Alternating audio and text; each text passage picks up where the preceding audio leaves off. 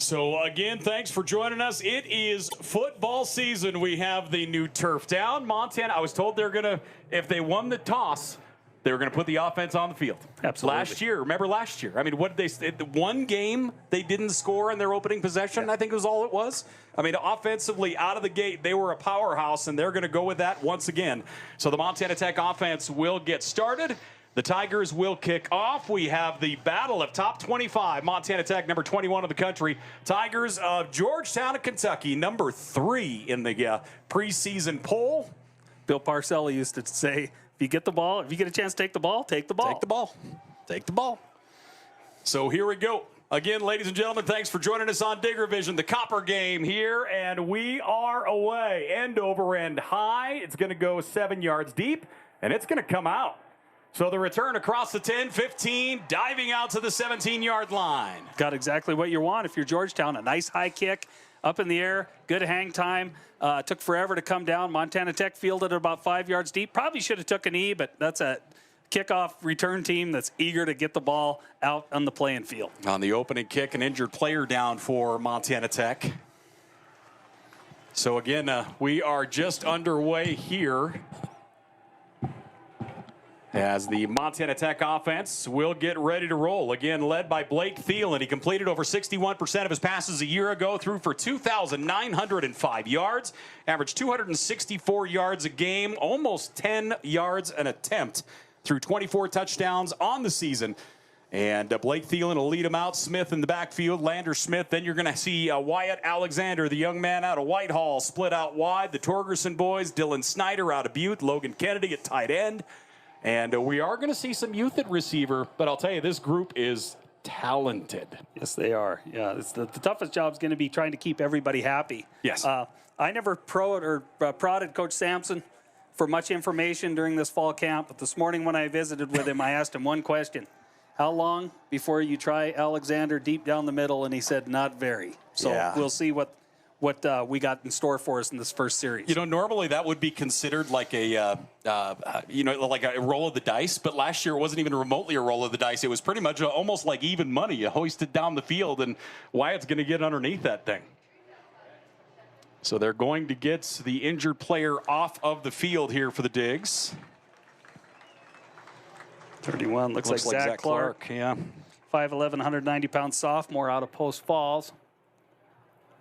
He's just a little gingerly on that left leg, so we'll see. Hopefully it's nothing too serious, but they're helping him off the field.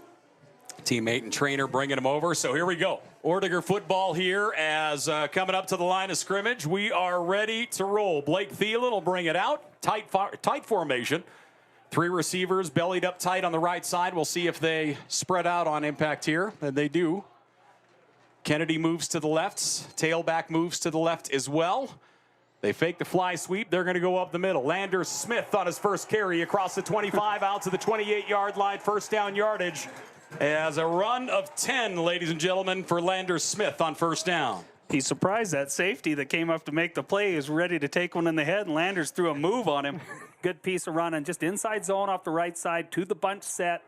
And Smith just picked. He was patient, picked his spot, and got up there for a first down. So that'll bring him up to the line of scrimmage. Smith stays in the backfield. Thielen and Kennedy in motion, now goes back out to the right side. Actually, that's Pierce. Pass goes out on the right side. We do have some lead blocking out across the 30, out to the 32. As that getting up off the ground, going to be Kyle Torgerson, the senior out of Great Falls. Fought through knee injury last year, got into the playoff game against Dickinson. Good job getting out of the stance there. Tyler Snell, I think it was 55, got down the line of scrimmage, was able to scrape down the line of scrimmage and get a piece of Torgerson before he got a head of speed up the sideline. So back up to the line of scrimmage we come. Second down and 6, we'll say, maybe 7. 2 receivers on each side of the formation. 3-man rush coming. Late blitz, pass through the middle. That one intended for Levi Torgerson in pretty heavy traffic. And it will fall incomplete. 3rd down and 6 here for Montana Tech. Thielen was thrown to a window that Levi didn't see there. Levi hooked up at about 10 to 12 yards downfield. And he hooked straight up. He didn't float in between the zone. And Thielen just had to try and find a window in that zone to try and lead him to. We're also an extermination agency here as I'm killing hornets in the booth. One back, trips receivers left, ball on the right hash mark. Tigers showing blitz. Looks like some confusion here between the safeties and the corner. And blitz coming. Thelen steps up, delivers, pass complete. First down yardage as Kyle Torgerson gets it out to the 44, but we do have our first flag of the year. I saw some laundry. Was it on the sideline here? I believe so. So we'll see if it's offside or somebody got started early. Illegal formation, offense. Illegal formation. Penalty. Okay. Third down. So illegal formation. And that, which was a first down, now going to come back here. We're going to be looking at third down and about 12 here for the Digs. First quarter action. Little game up front. A loop to linebacker came untouched, but you got to credit Thelen. And that's experience, right? He's been in this position for a long time. He stood in there and waited for his receiver to break open, knowing he was going to take a hit, and got that ball delivered on target. All for naught, but it just shows his senior comfort level. Tight end right, 3 receivers. Thielen drops back, has all day. Good job through the middle. That one's tipped and intercepted at the 49-yard line. Now they'll say it is incomplete. They're going to say it hit the turf. As a boy right into the hands of Jason Hayes, the DB out of Centerville, Ohio. He dove after it, but they're going to say it hit the turf. So instead of the turnover, it will be a punting situation.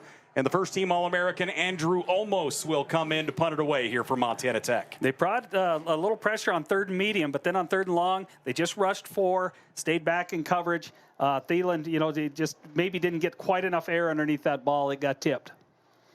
So again, almost in to punt it away, standing back at the 12-yard line. Return man back at the 26. Low line drive, knuckleball. Caught at the 30, across the 35, out to the 37, and no more. Nice swarm tackle that time across the 35-yard line, and the Digger D will come out on the field, and we'll see the Tigers offense for the first time. Again, Slunaker at quarterback hit about 59% of his passes a year ago. And then you've got to look at the tailback and Darius Neal. Neal, 6 foot, 215 out of Lexington, Kentucky. And he ran for 1,372 yards a year ago, averaged over 6.8 yards a carry. Yeah, good coverage that time. Tell Arthur, the inside linebacker, getting downfield, making a nice tackle in space. So Slunaker out of the shotgun, 2 receivers to his left, attached tight end right. Montana Tech showing pressure. Tight end goes in motion, blitz coming. Slunaker downfield, overthrown, incomplete. I was told, and mainly by our new defensive coordinator, that there's going to be a whole lot of heat thrown in the Montana Tech Digger D this year. I'm glad they told you, because I asked that question and nobody would commit on whether he was a pressure first guy or a sit back guy, and so I was kind of curious. 4-man front guys, I wouldn't say. Generally, the guys that like to play games up front are 3-4 guys, so that's good to see. 1 back, 4 receivers, 4 guys down, as Haskett mentioned. Handoff going to go to Neal, trying to find some running room. Neal gets through the first level barely. He'll get a yard and no more. There's a good job. Neal couldn't find what he wanted. Tech in the defensive front, they didn't actually say make the play or make the tackle, but they got that offensive front stood up, and they weren't able to gain any ground on him. Neal didn't know where to go, and then when he tried to cut back, Cole Wyant got down the line of scrimmage and made the hit. Right into Captain Cole Wyant. Cole Wyant, All-American, just a phenomenal player and an even better person. He and his brother are just as good a people as you're going to find. 3rd down and 9 here for the Tigers. Slunaker, 1 back, trips receivers right. Tight end in motion. And we're going to get a flag thrown here. And it looks like the receiver got moving a little bit. A little jumpy. They ran a little motion. Montana Tech walked up. Looked like they were bringing a game here off the short side edge, along with an inside backer. And they looked to get a little uncomfortable. Matt Miller, the receiver out on the edge, had Angel Sanchez, one of our other defensive captains, right across the ball from him. And Tech runs in a little more speed. They run DJ Brown off the defensive end, DJ Brown, and Zach Newton off the ground. And it looked more like a couple more edge-type rushers this time. You get Wyatt DeVos here on the near side edge, and I can't get a number out there on the top side, but looks like they ran in a little speed rush stuff here. 3rd down at 14. 4 receivers. Montana Tech showing blitz. We'll see if they bring it here. 1 back at home. 4-man pressure. Slunaker looking deep. He has a man over the top. Complete. 50. 10-5 touchdown as Dillon Warren just takes it right in the breadbasket to the house. That is a well-thrown ball, and Warren got behind everybody. Yeah, and it's unacceptable against that defense. Four-man rush, you're sitting back in coverage, you're in quarters coverage. One thing you cannot let happen is let anybody get behind you if you're a near side safety. Looked like they were umbrellaed, and so that's in that cover 8 shell. That's kind of a corners guy. You got to get out of that back pedal and run. And Warren just got into him too quick. So that will bring the kicking unit in here, but we get our white hat chatting for a moment. Touchdown is good. Excessive celebration, I think. Okay. Unsportsmanlike conduct. Number 5. That penalty will be enforced on the kickoff. All right, so it will be enforced on the kickoff. 11:35 left to play here in this first quarter, and Georgetown on 3rd and 14 takes a big one. So the kicking unit in for the PAT, and that's a good way to quiet a very large crowd here in Butte, Montana. As we await the snap and hold are good. The kick is up. The kick is through. So Georgetown gets on the board first as they lead 7-0. As the Tigers up over the Ore Diggers here on Digger Vision. It's the Copper game, and we'll take a break. We are back here to the Mining City after this. First media timeout.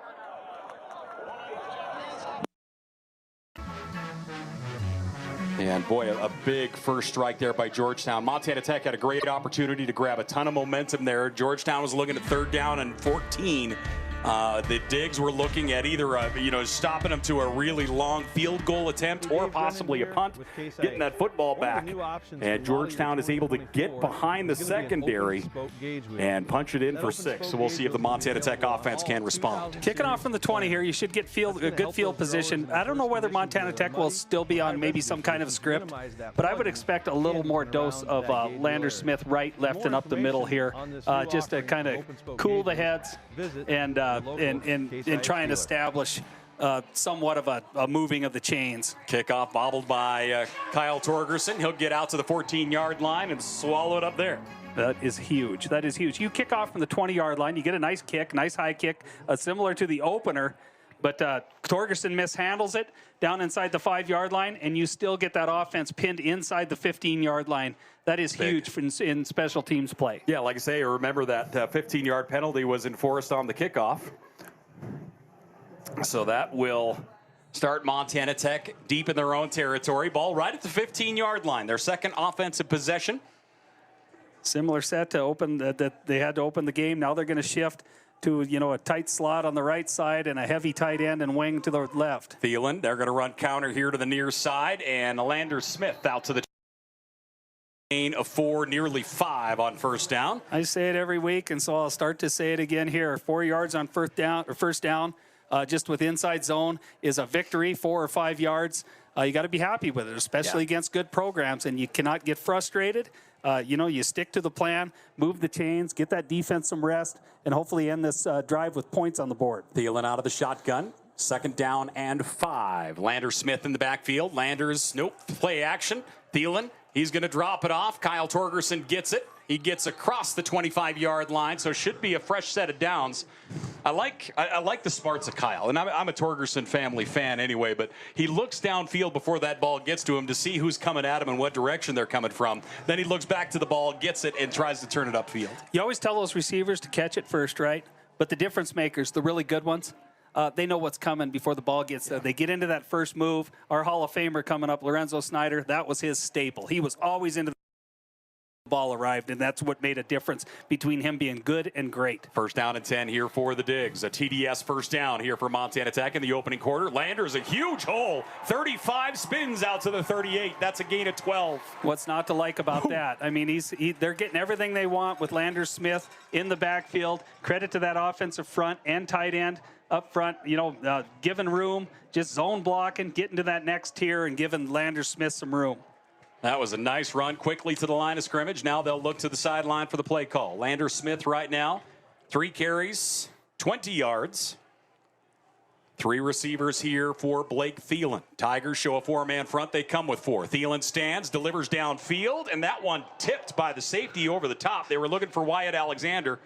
Nice job by the safety that time. Deep coverage, Justin Richardson, the senior out of Georgia, got a hand on it. Looked like Blake was maybe looking for something in the honey hole between the corner and the safety here, but that corner was locked on. You know, a lot of times they'll press him or cloud him, and you get a little honey hole down here 10, 15 yards downfield. But they had a locked on corner. They're pretty lucky that ball didn't get turned over. I made the mistake of leaving my energy drink out in the sun. Holy moly, it's like 143 degrees. Blake Thelen, one back, 2nd down and 10 after the incompletion. Torgerson in motion, handoff to Smith. Smith going to bounce it off tackle right. He's out to the 42. It's a gain of 4. Boy, it didn't look like there was much there. This guy and I'm not going to call him a fullback anymore, okay? I'll call him a tailback. But for an ex-fullback, he runs to daylight as good as anybody I've ever seen. He just sees it and feels it and is able, he's got nothing there, able to pick up 4 yards. Injured player down here for the Digs. Now you're probably going to see Butte, the first guy off the bench, Butte High product, Zach Tierney, getting in the game. That's it. He was rumored to be maybe moving into that left tackle spot, but they ended up moving safe Benjamia over there and rearranging their offensive front. But now they got an offensive front guy down. So we'll get to see Tierney. This guy's an athlete for a 300-pounder, tremendously athletic, a lot like Michelotti. And looking forward to see what he brings to the table here. You know, this offensive line group, head coach, you know, the coach of Danny Thatcher does such a good job with these guys. And, you know, they have been as deep as we've ever seen in the offensive front the last couple years.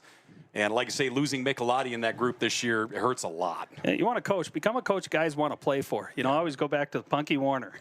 Yeah. As much crap as we used to give Punky Warner, they used to stand in lines 6 deep to play defensive front for him, and we couldn't trick any of them over to come and playing in the offensive front. And that's not a slight on our offensive front coach, but they loved playing for Coach Warner. Yeah. I'll tell you, Danny's certainly one of those as well. So injured player down. Again, thanks for joining us here on a Thursday. As of right now, let's take a look here. Some of our numbers. Let me see if I can get us updated here on this Thursday evening. Again, Montana Tech, number 21 in the country. Georgetown comes in at number 3 in the country. And as of right now, you got, brother? As we take a peek here, Lander Smith, 5 carries, 37 yards. Blake Thelen, 1 for 4 right now for 25 yards. On the other side, Slunaker, 1 for 2 for 67 and 1 score. And, of course, the long, that 67-yarder over the top on 3rd and 14. So as they work on the big guy. Yeah, Montana Tech, you're just going to have to get a feel, see what downs and distances they're pressuring. You're seeing a lot of clouded coverage, a little bit of man when they're playing their games up front, a little bit of pressure, but you're seeing a lot of umbrella type, what we used to call cover 8, some will call it quarters or cover 4. But yeah, I mean, there's a lot of good ways to beat that. You just have to be patient, and one place to beat it is about 10 yards downfield, 10 to 15 yards downfield between the numbers and the sideline. If you're patient enough and you can get time, that's a good place to beat that defense. Boy, that makes me happy. Max Anderson gets up, not only wants to come to the sideline under his own power, he started to run, and the trainer was like, no, man, you're going to have to walk. So Max Anderson, just as good a guy as you're going to find, as Max, a 6'3", 295-pound senior, played his game up to Flathead, and he does come over to the bench, and he will get treated here. So 3rd down. Timeout on the field. And Montana Tech forced to call a timeout. Georgetown's first timeout of the half. We could hear the Georgetown coaches next door to us going crazy. I don't know, did they have 11 guys on the field? They got a timeout. I was trying to count them as they were running off, and I thought I only counted 10. I don't know if maybe they had the right call, but you got Tech in 3rd and medium here. And last time Tech saw 3rd and medium, they brought a little pressure. They brought an inside and an outside backer, so we'll see what they bring to the table this time. 9:37 left to play here in the opening quarter. Thanks for joining us on Digger Vision. As we are here, it's the Copper game. We have a packed house. There's still I wonder if the several thousand people in the tailgate realize that the football game has started. A lot of them will tell you it doesn't start till the second half. The amount of people that I talked to that wanted to purchase a tailgate spot, and they're like, oh, we have to have a ticket too? That's unfortunate. Or until the coolers run dry. So the Tigers leading 7-0. One of the more interesting schedules I've seen, it feels like maybe in my years, Montana Tech has this game tonight here in the Mining City. And then we do not see Montana Tech back at home until October. They have 3 road games and a bye week. So no games in September at home. That's unfair. That's not good. But, if you're going to look for silver lining, the 5 of your last 6 are at home. I mean, that, you get in October, November here, that's good. 3rd down and 6 after the timeout. 2 receivers left, one to the right. Thelen brings man in motion. That's Wyatt Alexander. Thelen dropping back, has time through the middle. Torgerson, 45 down to the 40-yard line. There you go. Caught him in a little stunt. They brought some inside pressure that time. Brought 6. Got man across the board. Torgerson just able to make a good escape at the line of scrimmage, get inside leverage on the quick slant, and Thelen found him. 1st down and 10 here for the Digs. They'll quickly come to the line of scrimmage. Checking out is going to be Logan Kennedy. Got Snyder and Alexander. Kyle Torgerson in there along with Logan Kennedy.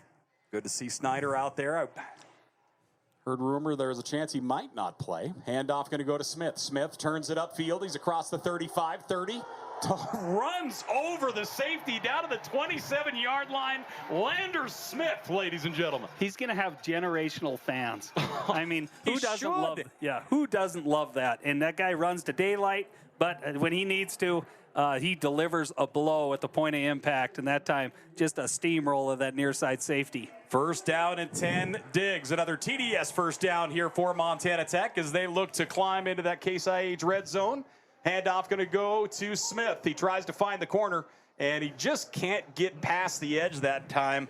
Nice job out there on the edge trying to catch a number here. Looked like, was it 55 that got a piece of him? Tyler Snell, the junior. That could have been him or 99. But at any rate, it was a good play. But Smith bound, he got one good bounce and a stiff arm there. And as he went to cut, he lost his feet. Jamel Smith ended up getting credited with the tackle. 2nd down and 11 here for the Digs. Ball at the 29-yard line of Georgetown. 3 receivers left, all to the wide side of the field. Here goes Wyatt Alexander in motion. Alexander out to the numbers. Dropping back, looking that way. He's going to drop it off. He was looking for Kennedy at tight end. That one's going to fall incomplete. 3rd down. They worked on that a ton the other day when I was at practice. That's just a little tight end. They probably give a quick little Wyoming call or something for him to stay in and pass pro and release late. Little tight end delay. They had kind of what they were looking for that time, just an overthrow by Blake Thelen. He'd certainly want that back. 3rd down and 11 here for the Digs. Could be 2-down territory. I don't know how comfortable they're feeling with two new kickers. Yeah, Dillon Ruth, the new young kicker, a freshman out of up in Boulder, out of Jefferson. Dropping back, looking across the middle. Thelen completes that one. He's down to the 16-yard line. Fresh set of downs. Kyle Torgerson pulls it in, and the Digs are in the Case IH red zone for the first time here this evening. Welcome back, Kyle Torgerson. They're coming to him early and often, and he went up strong for that ball, really strong for that ball. In traffic, knew he was going to take a hit, but wanted that 1st down even more. Coach and I were talking about Kyle earlier this week, and he's like, he fought back from injury, and I think he's faster now than he was before somehow. 1st down and 10. Handoff is going to go to Landers. Smith straight ahead. Not much there, but he still gets almost 4. Right. Yeah. I mean, that offensive line gets a great push. Landers picks his lane, picks up 4. This is an active defensive front, but I wouldn't call it a huge one. It's not like the last one they faced there at Dickinson State when they came in last year. They had 3 or 4 guys in that defensive front that were not just heavy hitters and quick off the ball, but they were meaty guys, 285, 290. These guys are maybe a little lighter in the seat and maybe a little easier for this Montana Tech front to handle. 6:38 left to play here in the opening quarter. Kennedy in motion. Handoff is going to go to Smith. He's going to bounce it wide right. Tries to get past the linebacker. Dives to the 5-yard line and a flag down. That's got to be a face mask. Probably going to get a face mask. His helmet was torn off. Didn't slow him down a bit. Justin Richardson, the DB on that edge out of Georgia. More than likely going to get the face mask here.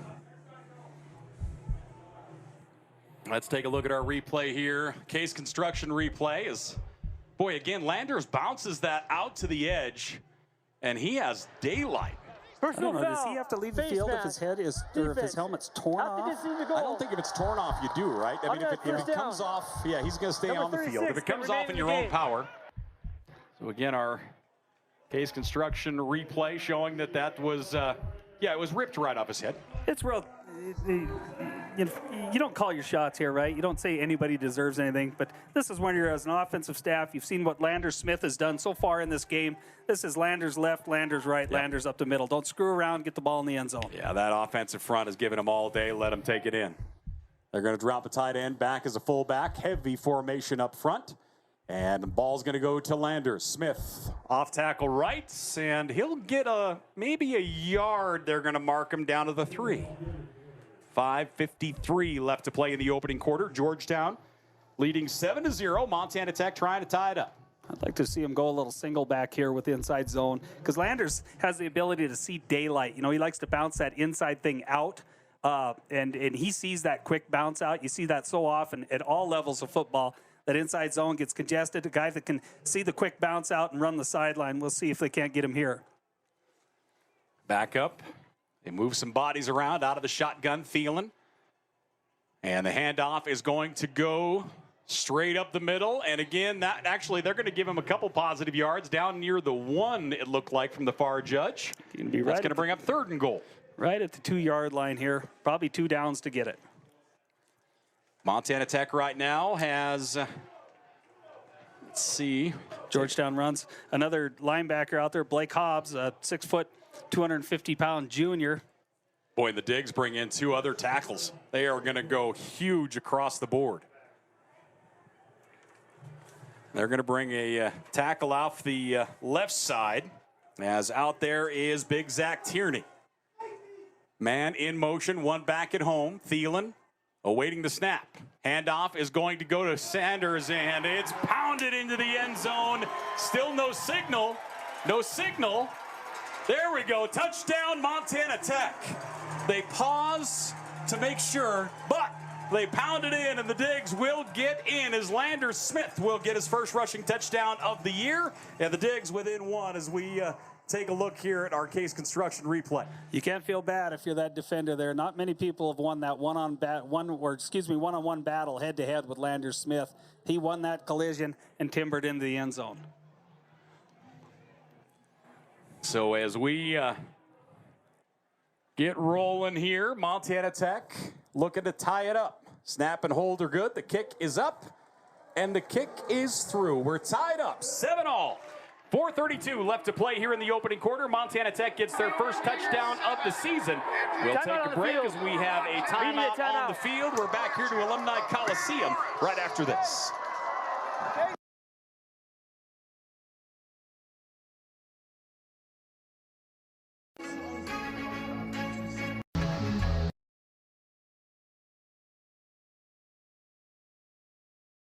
Hey, welcome back here once again to our Copper game on a Thursday evening. Rocky Mountain Credit Union, our main title sponsor, making it possible for us to be here this evening. A gorgeous night in Butte, Montana. We're tied up 7 apiece with 4:32 left to play here in this opening quarter.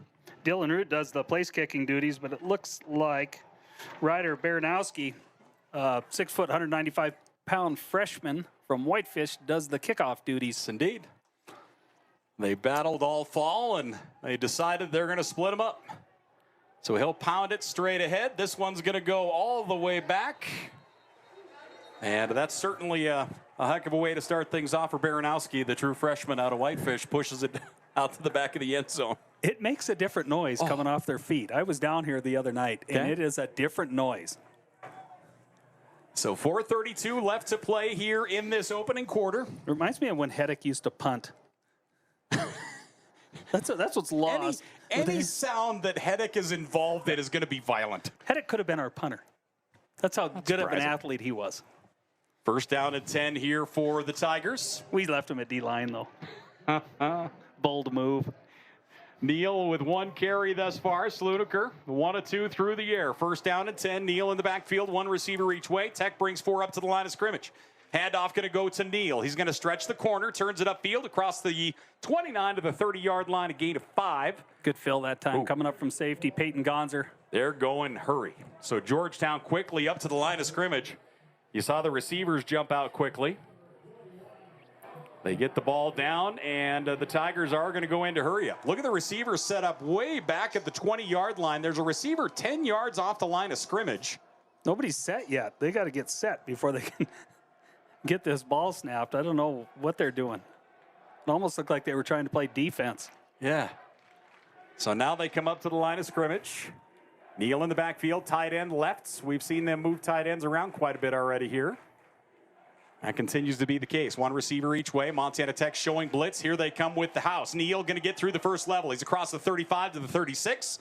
Neal going to get a first down here for the Tigers on the ground. Yeah, good piece of running, just inside zone. Gonzer comes up, makes the tackle just beyond the first down sticks. But, yeah, a lot of movement there. What looked to be a little bit of confusion on Montana Tech's side defensively. So quickly up to the line of scrimmage. First down at 10 here for the Tigers. They get the marker set. 3 receiver spread for Slunaker. Rolling the pocket right. Airs it up across the 40 out of bounds of the 43-yard line as he hits his man Matt Miller. Matt Miller, the senior out of Ohio. That's the first Not time. out of Helena. Right. That's the first time they've tested Montana Tech's defense short and wide, and Downs really smart, staying on top of it. 2nd down and 4. They'll swing it out here on the right side. Vertical leap up over the 45-yard line as they get it into the hands of Darius Neal. And Neal looks like they're going to give him, he'll get first down yardage by 1 yard. So that'll be another first down here for Neal. Got airborne that time. Yep. Got over the tackler. Did a nosedive, but he was beyond the stick. He is a guy that you want to get the ball into their hands. He is just electric, whether you hand it off or get it out to him. He did catch several passes a year ago. Let me take a look here. Had 18 receptions a year ago. Tight end in motion. Trips receivers left to the wide side of the field. Montana Tech showing blitz again. They're going to swing it out to Neal. He tries to turn it upfield. He's across midfield down to the 46-yard line. Toss sweep that time to the wide side. Good job by Wyant getting down the line of scrimmage. They got it to the edge quickly. But not before they picked up 6 yards. You know, they're getting everything they want there on first down last couple series. Under 2 minutes left to play here in the opening quarter. We're tied up 7-all. As the Tigers looking at 2nd down and 4 here. And this is certainly the territory they love to be in.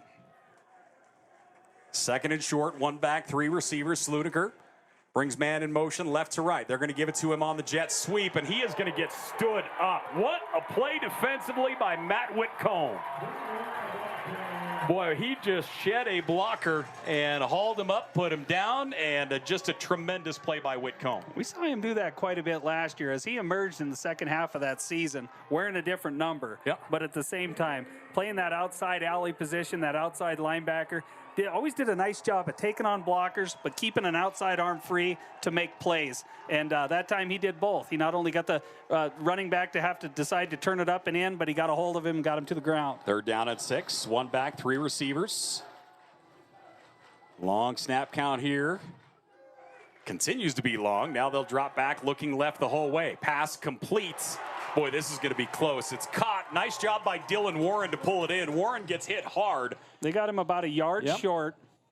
So the ball is at the 43-yard line. Is this easy choice? You just stack it up and go here? I think you punt it. Okay. I think you punt it, but you may see them line up and try and draw Montana Tech offside. You certainly don't want to give the home team any momentum here by going for it and missing on 4th and short. So I'd expect a long extended snap count here, trying to get Montana Tech offsides. 15 seconds left to play here. As 4th down and 1, and we're going to get a timeout, and Montana Tech going to get a timeout with 12 seconds left to play here in the opening Montana quarter. Tech. This is their first timeout of the 7-7 our half. score. The Digs call a timeout right before the snap. And a very entertaining opening quarter. Big play by the Tigers. Got them on the board first. A long, powerful drive by the Digs. Tied us up. And now you're just moving the furniture around wherever you think it'll go. Right. What is up with you? Well, I got to have something to lean on here. Look at the crowd. I didn't do that. Don't touch the TV, Haskey. Don't tell me I'm working as the antenna as well. 12 seconds left to play in the opening quarter. Opening quarter here, Montana Tech, number 21 in the country. In the preseason poll, Georgetown of Kentucky, number 3. And, of course, Every coach in the country will tell you they just don't believe the power polls, especially that preseason poll. But as a coach, especially for the Montana Tech coaching staff, you love where those rankings are at right now. I haven't even looked at them. Great motivation. I've got them right here for you if you'd like to. There you go. There's your top 25, brother. All right, so 4th down and 1 here for the Tigers. Georgetown of Kentucky up to the line of scrimmage. Tight end left, one back at home is Neal. Twin tight moves right. Montana Tech 4 wide. Long snap count. Neal is going to get it. He's going to get first down yardage and more across the 35 down to the 33-yard line. He needed 1, and he will get 8. Good job on the left side of that offensive front by Georgetown. They got good movement there, good wind back by Neal. Stayed behind his blockers. We have 15 minutes in the books, ladies and gentlemen. 7-7 our score as the Digs and the Tigers are tied up with a timeout. We'll take one. We are back here in just a bit.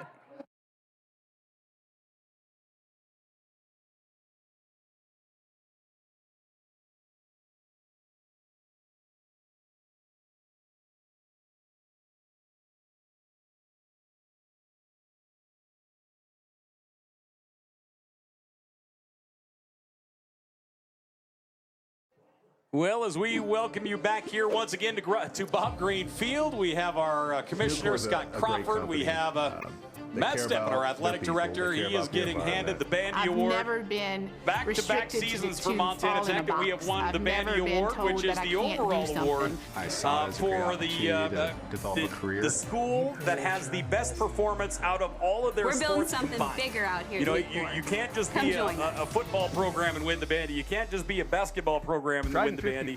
You need every one of your programs to chip in.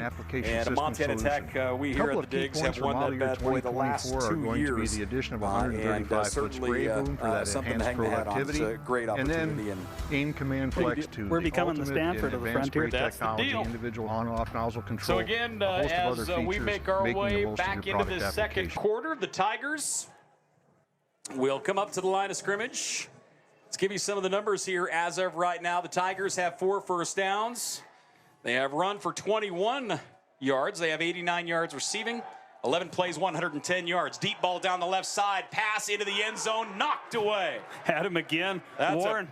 Yeah, Warren was behind the defense. Ball got thrown maybe just a little late by Slunaker and gave the defender a little chance to catch up that time, but Warren got behind his defender again. DeMario King caught up that time to knock it away in the back of the end zone. DeMario King, transfer in, a 6'3", 210-pound junior out of California. Second down and 10 here for the Tigers. Warren's a nice-looking player, 5'11", 185-pound, fifth-year guy. Receiver in motion. Left to right across the formation. Handoff going to go to the tailback, Neal. Boy, he gets up over the top again. He jumps down to the 26-yard line. That's going to be a gain of 6 on second down. Boy, his patience is just off the charts. Beller went low on him that time. He leapt over Beller. Couldn't keep his feet, but a nice piece of running. Third by and Neal. 4, quickly to the line of scrimmage. Hand off to Neal again. He's going to bounce left. He has a little daylight. He's inside the 20, down to the 17. Strong running here by Neal. That's going to move the chains here for the Tigers. Just underway here in the second quarter. 14:20 left to play. Both teams 2 timeouts remaining. Pay a little more attention to what Montana Tech's doing up front. I don't see a lot of pressure. Sometimes you'll run some guys in, a little bit of stunt stuff, just to plug gaps. Force the defender to either change direction in the backfield or at the line of scrimmage.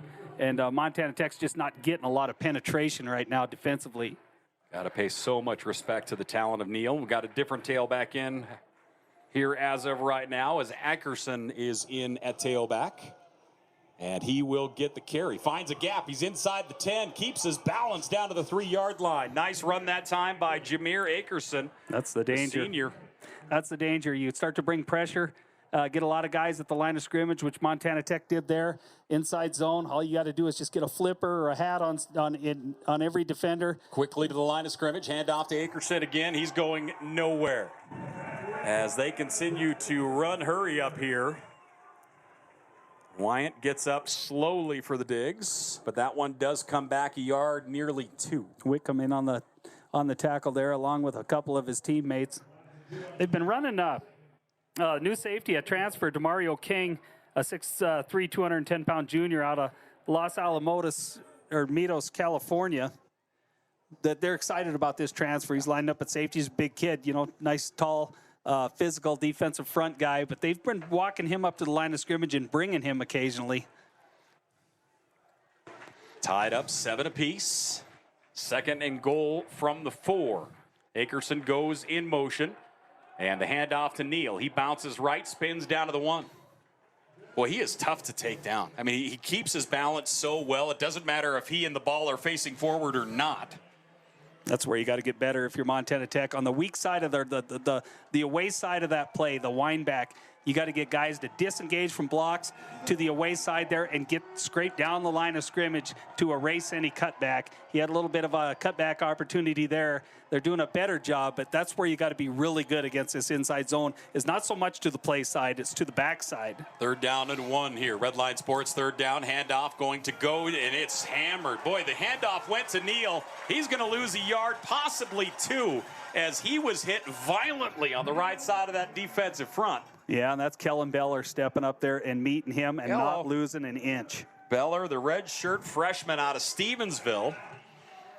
Boy, he has just had a phenomenal fall. You know, talking to the coaching staff, there is so much excitement about the fall that young man has put together. I don't know if I like this decision either. It'd be one thing if he had got to the line of scrimmage or maybe just inside the 1 yard line, but they lost more than a yard that time. You got 4th and goal from the 2. I don't know if I like this decision if you're the Tigers. Play clock down to 5. Out of the shotgun, man goes in motion.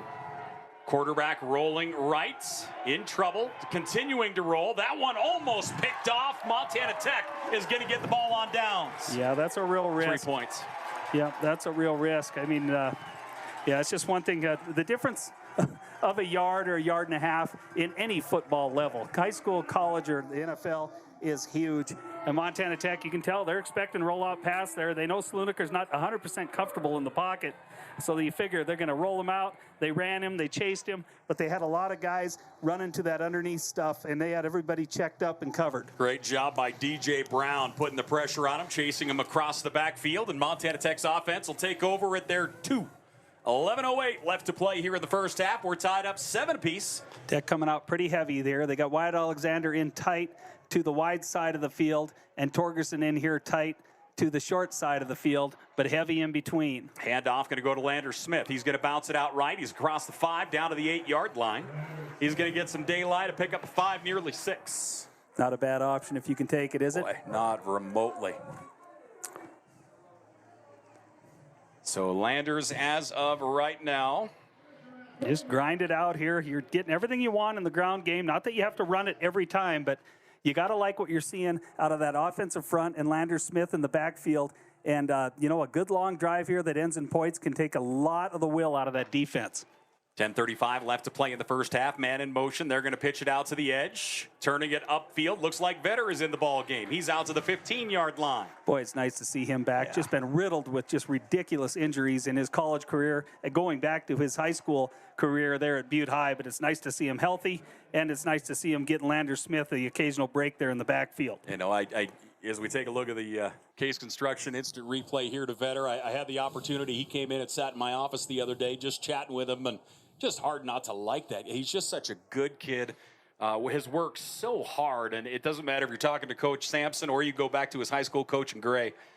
Just the work he puts in, day out, just can't be beat. 1st and 10, handoff going to go to Smith. Lander Smith. Nice little stiff arm across the 20, out to the 26-yard line. Takes a good hit in the shins as John Carter Myers out there for the stop, but not before another TDS first down. You can draw up play design all you want, but he sees daylight.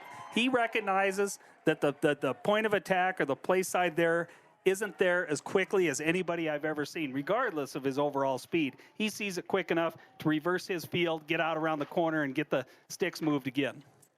Up to the line of scrimmage, 1st down and 10 here for the Digs. Again, another TDS first down.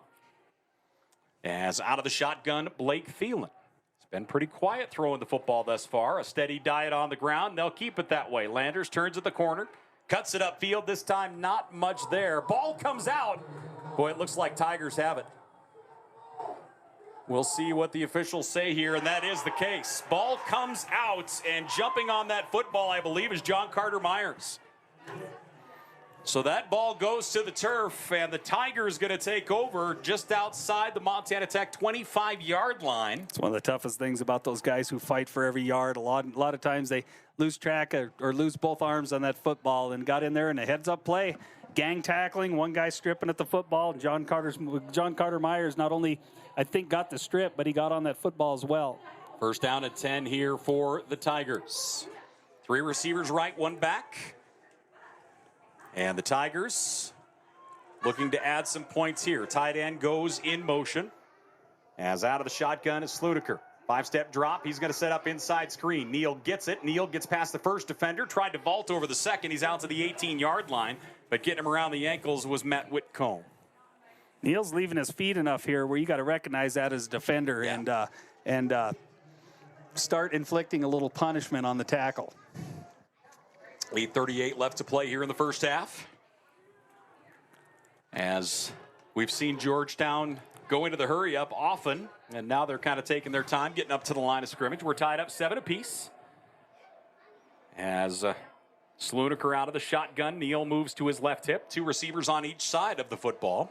And now we're going to get a change of play here, it looks like, as Slunaker will move him around a little bit. Hand off to Neal, and he'll get hit, but he's going to be awful close to first down yardage. If he doesn't have first down yardage, it's going to bring up 3rd down and very short. They're waving him up, first down. Okay, so another fresh set of downs here for Neal on the ground. And that will bring up 1st and 10 here for the Tigers. Ball at the Montana Tech 16-yard line. So good field position here for the Tigers. Try and take advantage of the first turnover here of the day.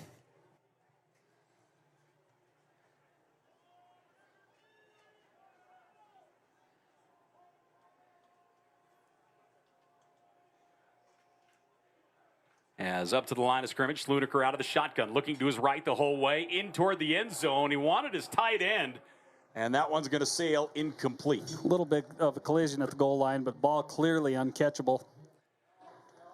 Just a throwaway, taking a chance. They ran to a wing set out there. Play we used to run a ton back in the 90s. Just a quick out with your H-back and a flag route or a corner route with your tight end, just trying to catch a little mix-up in coverage. Montana Tech covered it well. 2nd down at 10 here for the Tigers. Georgetown, 10 first downs so far on the day. 1 back, 3 receivers, and a tight end on the right side. Montana Tech showing pressure. Man in motion across the formation. Handoff going to go to the tailback. He's across the 10, vaults up and gets hammered at the 5-yard line. But that's going to be first down yardage, it looks like. And with the carry once again was... looks like Jameer Akerson. Yeah, they motioned to a 3-receiver set and went back to the single side inside zone and just got, they just getting to the next level. They're getting guys up, staying on their feet, getting to the next level, and Neal is seeing a lot of running room. And that was Akerson again in the tailback. Oh, that wasn't Akerson, wasn't it? Yeah. First down at 10. Akerson stays in at tailback. Well, that sun's going to be tough the rest of the Yep, it's going to be awful. daylight hour anyway. Akerson in the backfield, twin tight moving left. 2 receivers wide left. Montana Tech shifts across accordingly. Slunaker out of the shotgun, handoff to Akerson. Akerson finds his lane, and he'll get just swallowed up and pushed backwards. I've been very impressed with the running backs for Georgetown and their patience right here. But Montana Tech doing a good job tying him up. As we take a look here at the Case Construction instant replay, he gets hit, and there's just nothing there. They run Darius Neal back onto the field here on 2nd and 5. So 2nd down and goal here from the 5. Slunaker out of the shotgun. Long snap count here on 2nd and 5. Neal goes in motion left, trips receivers left. Play clock down to 3. Slunaker looking for the back of the end zone. It's tipped and incomplete. As he goes crashing into our cameraman. Remarked, it's been a pretty clean game penalty-wise so far here today. Especially, you always talk about that first game of the year. We've had 1 flag, and that was it. 3rd down and goal from the 5. Just need to stop them. I'm willing to think if they don't gain more than 3 yards here, you're going to see the field goal unit. So Montana Tech's just laid back so far in this series. We'll see what they do here, see if they bring any pressure, but they've done a better job defensively at just staying at home and leaving guys in coverage and in that second tier. Slunaker pushes Neal out in motion. Slunaker going to run right up the middle. He is up to the goal line and gets hammered. He is going to come up shy as he gets just drilled by DeMario King. That's going to bring up 4th and goal from the 1. I think I realize why they're excited about DeMario King. You think? That was a shot. Yeah. And a great play call. Run motion to no back. And he is a guy that just doesn't carry the football. You know, if you look at his stats from a year ago, has very few carries. That's a tremendous call, and the offense going to stay on the field again. Tech running a little beef in there. We got DJ Brown and Zach Newton in there tight, right over the center. 4th down and goal from the 1. Heavy backfield, and Slunaker going to keep it. He's going to get pushed. The tush push from the Eagles. They don't have him in yet, and both officials are running in short of that goal line. That's the case. I think this is going to stay out. Angel Sanchez here on the near side saying no. DJ Brown comes out and says no, and the rest of the Digger defense comes out and says no, or Digger football. They've had their back against the wall on 4th and short. 2 straight possessions, and the defense holds. Pay it off for that defense now. Offense, go out and move the football, grind it out. You got 5 minutes to run the length of this field. I wouldn't be surprised if Montana Tech doesn't come out and try and sting them with a deep ball here right off the goal line. You know, we haven't seen a whole lot out of Thelen thus far. You got to start by trying to place the ball in Landers Smith's belly, though. You just have to. He's been such a critical factor offensively for Montana Tech so far here today. Just enough to maybe put a hitch in somebody's back pedal, get somebody out of coverage, cross the field with one receiver and stretch it with the other. See what we get here. Landers 15 carries, 78 yards. And it looks like we have a timeout on the field, ladies and gentlemen. With the timeout, we'll take one. 4:53 left to play here in the first half. We'll take a break. We are back here to Alumni Coliseum right after this. We're building something bigger out here at Newport. We're back here once again as Thelen dropping back, looking for the deep ball on 1st down, one-on-one down the sideline, and that one's going to fall incomplete. Looking for Wyatt Alexander. You and I during the break are going, yeah, they're going to take a shot. You've got to take a shot. I'm telling you, though, you have to do it out of play action. I'm not going to sit here and second guess, but, yeah, that ball's got to start by touching the belly button of Landers Smith. 4:52 left to play here in the first half. Landers 15 carries, 78 yards already here in the first half, averaging 5.1 a carry. 7-7 our score. And I can see why they don't do it out of play action. A lot of times you can get caught, you know, like in a pressure package or something like that with a guy out of position. But Dillon to Landers. Landers out to the 5-yard line. He'll pick up 4. Brings up 3rd down and 5 here for the Digs. Boy, the sun's starting to set here. It's warm. It's the long shadows are going to get longer. It's going to be a little hard to see here for a little bit. I'll tell you what, if it's north of 50 degrees, it's too hot for a football game. You can pull the players if you want. Yeah, it is warm out there right now. The tailgate packed. Stands are packed. And again, thanks for joining us here on Digger Vision, our Copper game. Now you're probably going to see just a 3-man game here. Probably going to leave Logan Kennedy in here for max pass protection. Thelen brings Wyatt Alexander across the formation. Blitz coming across, and that one just out of reach of Alexander. And that's going to bring up 4th down here for Montana Tech as Alexander gets up. And that will bring the punting unit in here for the Digs. 4:04 left to play here in the first half. Clock stops with the incomplete pass. The Digs unable to move the chains as they took over deep in their own territory. So Andrew Olmos, the first-team All-American, will come out and knock this one away. You know, Thelen threw that ball like he was hurried, but I didn't really see anybody on top of him. So Olmos standing at the back of the end zone. Great snap to him. And a low line drive pushing right. Retreating Pulling it in at the 41 and stepping out of bounds. Great job by the Bullet getting down there, but stepping out of bounds was Dillon Warren after he brought it in. Good job coverage that time. David Lowry, a 5'10", 185-pound junior out of Helen. I remember watching him play. Yes, indeed. When we went down during COVID. I remember that game distinctly. He had a great game in the secondary against Butte High. 3:55 remaining here in this first half. Little chess match here. 7-7 our score. And the Tigers will take over. As we take a look here number-wise. Let's see what we have here for the Tigers right now. Slunaker, 5 of 10 for 89 yards. And on the ground, Neal, 10 carries for 52 yards. Slunaker rolling right. He's going to air it up, and almost it's picked off. Grabbing that pick and pulling it in is going to be Jaden Downs. Just trusting your technique, getting out of your break, and getting up on the inside shoulder of that receiver. What a play. Jaden Downs, the senior out of Pocatello, hauls it in. There is a flag down on that far side. Did you see flag come in? I didn't see a flag, but I would think if it was anything, it could be offensive pass interference, but don't quote me on that. And I could be completely wrong. I thought I saw a flag, but no, they're not. There's nothing. That's going to be a turnover. Montana Tech will take over at the Tigers 41. Jaden Downs with the interception.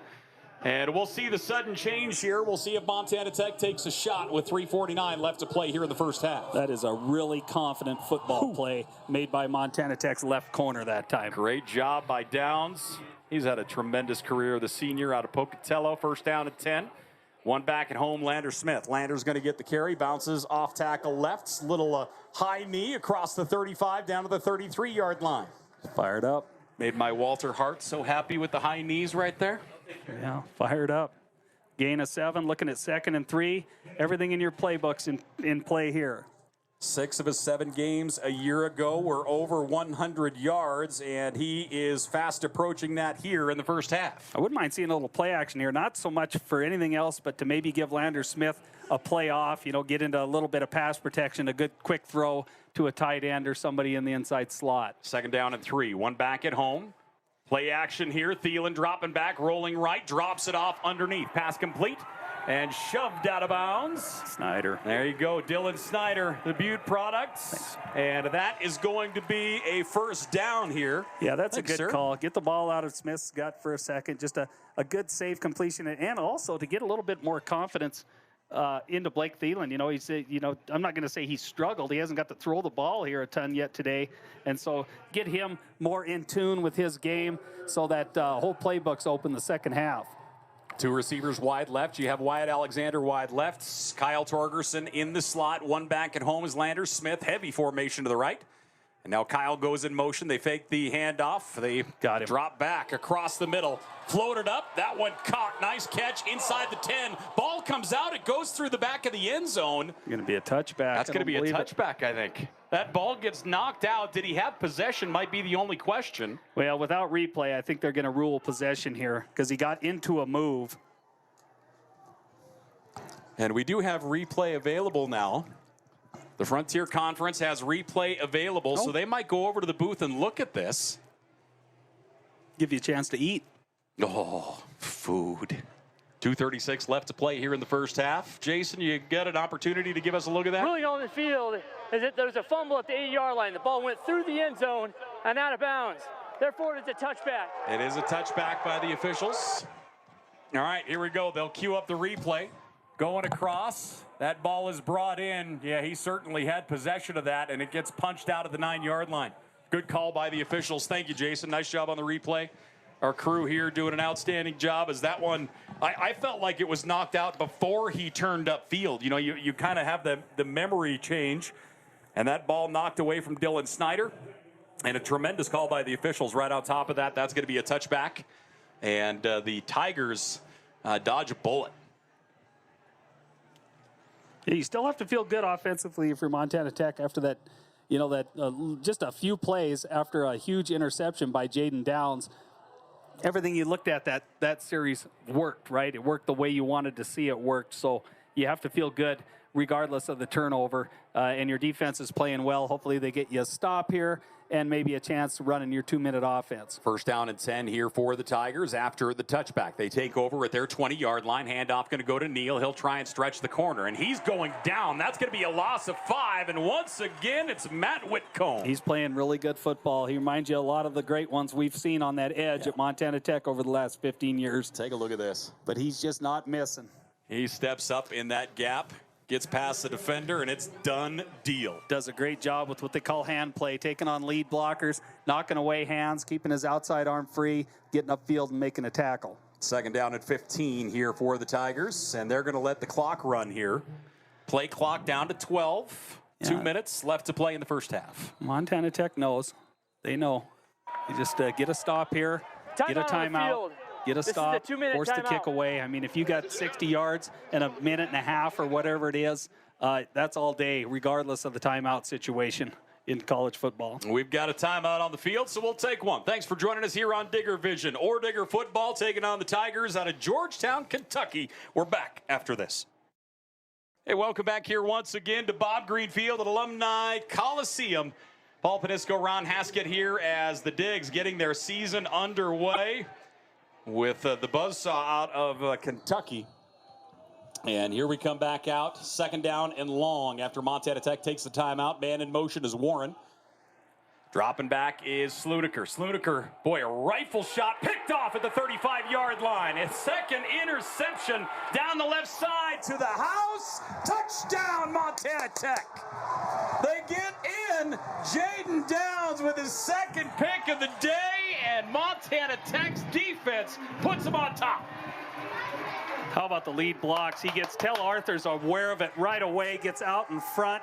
Ton of guys down there just getting a piece of somebody. Had a lot of room over there and was able to catch it, corral it, stay on his feet, and get to the house. 1:47 left to play here in this first half. Montana Tech grabs their first lead of the day. As we take a look here at the Case Construction instant replay, he goes to the sidelines. I thought he was going to get shoved out, but look at him reach that ball out. Jaden Downs, ladies and gentlemen. Hello. Boy, the Digger D right now playing awfully well. So the kicking unit is in. Timmy Beggs, the power of Tim Beggs. Jaden Downs obviously feeding off of the power of Tim Beggs, who is an outstanding defensive back in his time here for Coach Bob Green. Yeah, there's a guy that could get out of his back pedal. Only going to the fridge. So the kicking unit is in for the PAT. He was a big-hearted guy, though. He usually went for all of us. Good call. Big hands could hold a lot of beverages. Yes. Yeah. So the kicking unit is out. The kick is up. The kick is through. Montana Tech goes up 14-7. Or Digger Football here on Digger Vision. It's Copper Game presented by Rocky Mountain Credit Union. And we are having ourselves a day. Thanks for joining us, not only for Montana Tech, but throughout the country, out of Georgetown. I had a great opportunity to talk to a lot of folks from Georgetown and Kentucky. And I'm just impressed. They've all been so kind to me. They've been so good, you know, calling about tickets and tailgate spots and everything else. And I'm telling you, they have been so good to talk to. And it just, I don't know, you love that football family. Doesn't matter if it's in Montana or Idaho or Oregon or Kentucky. We're all here for the same things. It's a good area of the country. That southwestern United States is as friendly a people as you will find anywhere. And I run into a lot of Kentuckians, you know, in my day job, you know, out at the coal mine out in Roundup. They got a lot of Kentucky and West Virginia people out there, and they are the salt of the earth. So you ready for the saddest thing you're going to hear all day? Sure. Both my dogs are from Kentucky. Nice. That's a different level of saying, but yeah, both of them are. Wasey is in the building. Ladies and gentlemen, Wasey Deegan. Little fella. One of my favorite humans in the entire world. Wearing his pink shirt that he still wore when he was an offensive lineman. Do you still have that shirt at all? All right. We're going to talk to Wasey at halftime. In case you missed the memo, the Emetad Club is up and running full steam. And we're going to talk about how you could be part of Emetad, some of the things you can receive being part of Emetad. And also we're going to talk about day one, as Shannon Sullivan-Panisco will join us, and we'll talk day one coming up at halftime as well. So the kicking unit is in. And the kick, end over end. The return will start at the 7-yard line. Across the 15, 20, 25 out. Big daylight out to the 40. Great job holding that one up. I didn't recognize Montana Tech was kicking from the 20-yard line. I'm guessing, yeah, the celebration situation probably got in their way. So those are our only 2 penalties so far, are celebration penalties. No reason to be excited. You just scored on a defensive touchdown. That's great. That says something, though. I mean, good coaching, good players when first ball game of the year, and the only thing we've had penalty-wise are celebration penalties. And maybe we should go ahead and get rid of that and let them celebrate a little bit. They're letting them celebrate everywhere else on the planet. I don't know why they don't in the Frontier. First down and 10. So the Tigers, 2 timeouts, $1:40 left to play in the first half. 3 receivers left. Montana Tech showed press. Now they'll back out a little bit. Slunaker across the middle. Pass is complete. Tremendous play again. Nice job to Mario King. Yeah, Montana Tech that time they lined up with 4, but just rushed 3. That time Anthony Oakes, he took a step upfield and dropped back into coverage. So they had 8 guys in coverage. Not much for Slunaker to look at there. Boy, once this Montana Tech defense kind of got comfortable. Yeah, they're playing really well. They're playing good ball right now without having to bring much pressure. 2nd and 11. 4-man defensive front. And back will move out to the right side. In is Akerson once again. 2 receivers right, 1 to the left. Long snap count for Slunaker. Pressure coming. Slunaker almost hauled down. Now he's going down.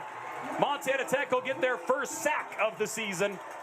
And hopping up and getting that one is going to be Wyatt DeVos. Yeah, DeVos, and that early pressure that time. Good move at the line of scrimmage by Anthony Oakes, and got Slunaker uncomfortable trying to escape. And DeVos got to polish him off. Oakes out of Great Falls. And DeVos coming by way of Great Falls as well. DeVos, a redshirt freshman. I can't understand for the life of me why Montana Tech isn't taking a timeout here. They show 2 on the board. Yes. The clock down to 20.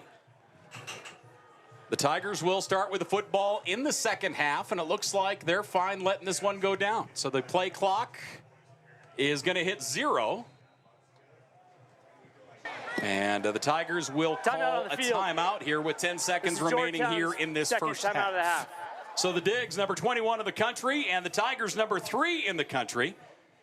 And we have had a very interesting first half. It feels like both teams have had plenty of opportunity to grab momentum and just run, and then it just trickles away. Yeah, and their respective right, though. They've made plays, both teams on defense. Yep. You know, they got the Tigers got the good strip on Landers Smith after the great goal line stand. And Montana Tech answered back, got another great goal line stand.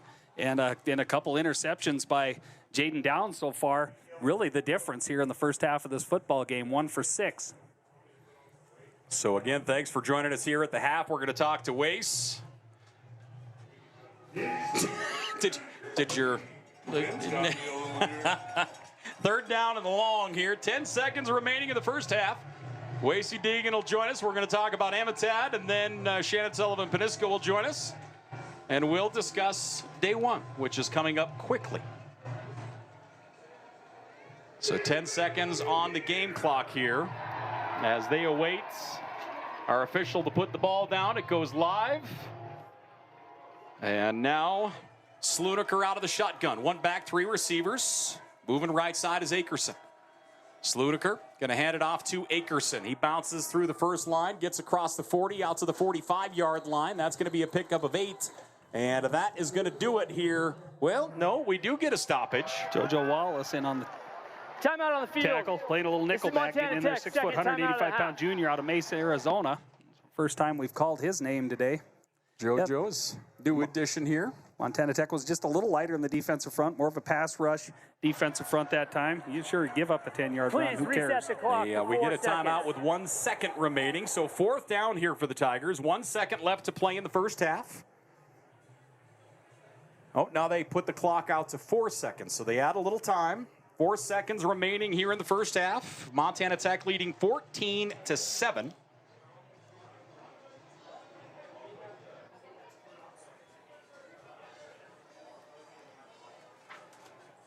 And we'll have numbers coming up at the half. Of course, again, we're going to talk to Wace Deegan.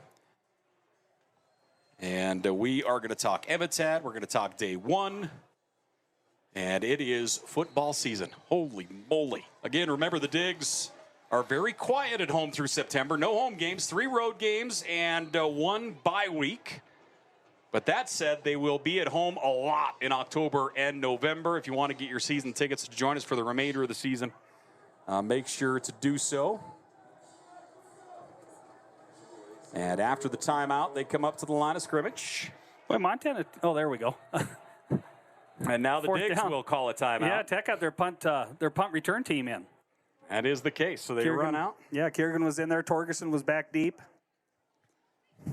So 4th down, and now the defensive unit will come back in. All teams have a defensive safe return. This would, Coach Green used to call this hawk return, you know, just your base defense in there with one return specialist. Unsportsmanlike conduct, Montana Tech. For any kind of by rule, you're not punt allowed fake to call or 2 anything timeouts like that. So they'll consecutively. run their defense back out here for a safe return. And we get a flag down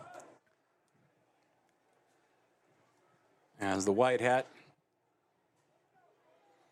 chatting it over here. Sun's setting. It'll be lovely when that thing goes behind the hillside over there. So an additional 5-year, actually going to be, it's going to be a fresh set of downs here for the Tigers. 15-yard penalty for what? Did you see it? I did not.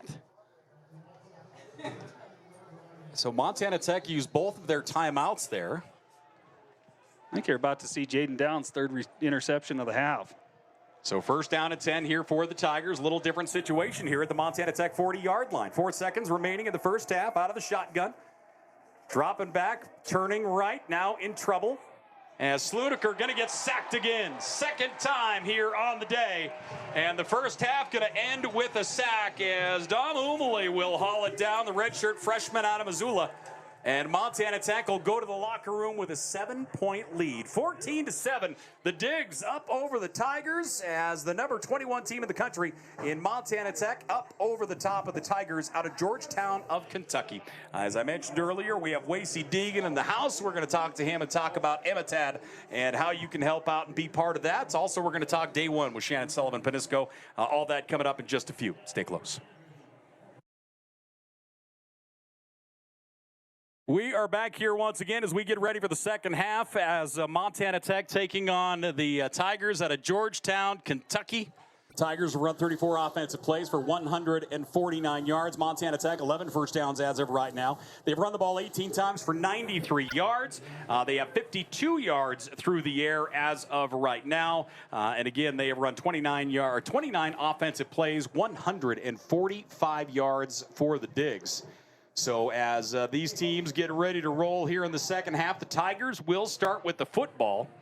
And the sun is going to be an issue until it sets for us, so bear with us, as it's nasty. Yeah, I think it's an issue for everybody but the guys on the field. It's Truly. now low enough to where it shouldn't be an issue on the field. All right, so the team's getting ready to roll. Montana Tech will kick off here to the Tigers. And all those smarty pants is out there in the tailgate. End over end kick, 5 yards deep, bobbled and picked up at the 1, forced to return out across the 5 to the 7-yard line.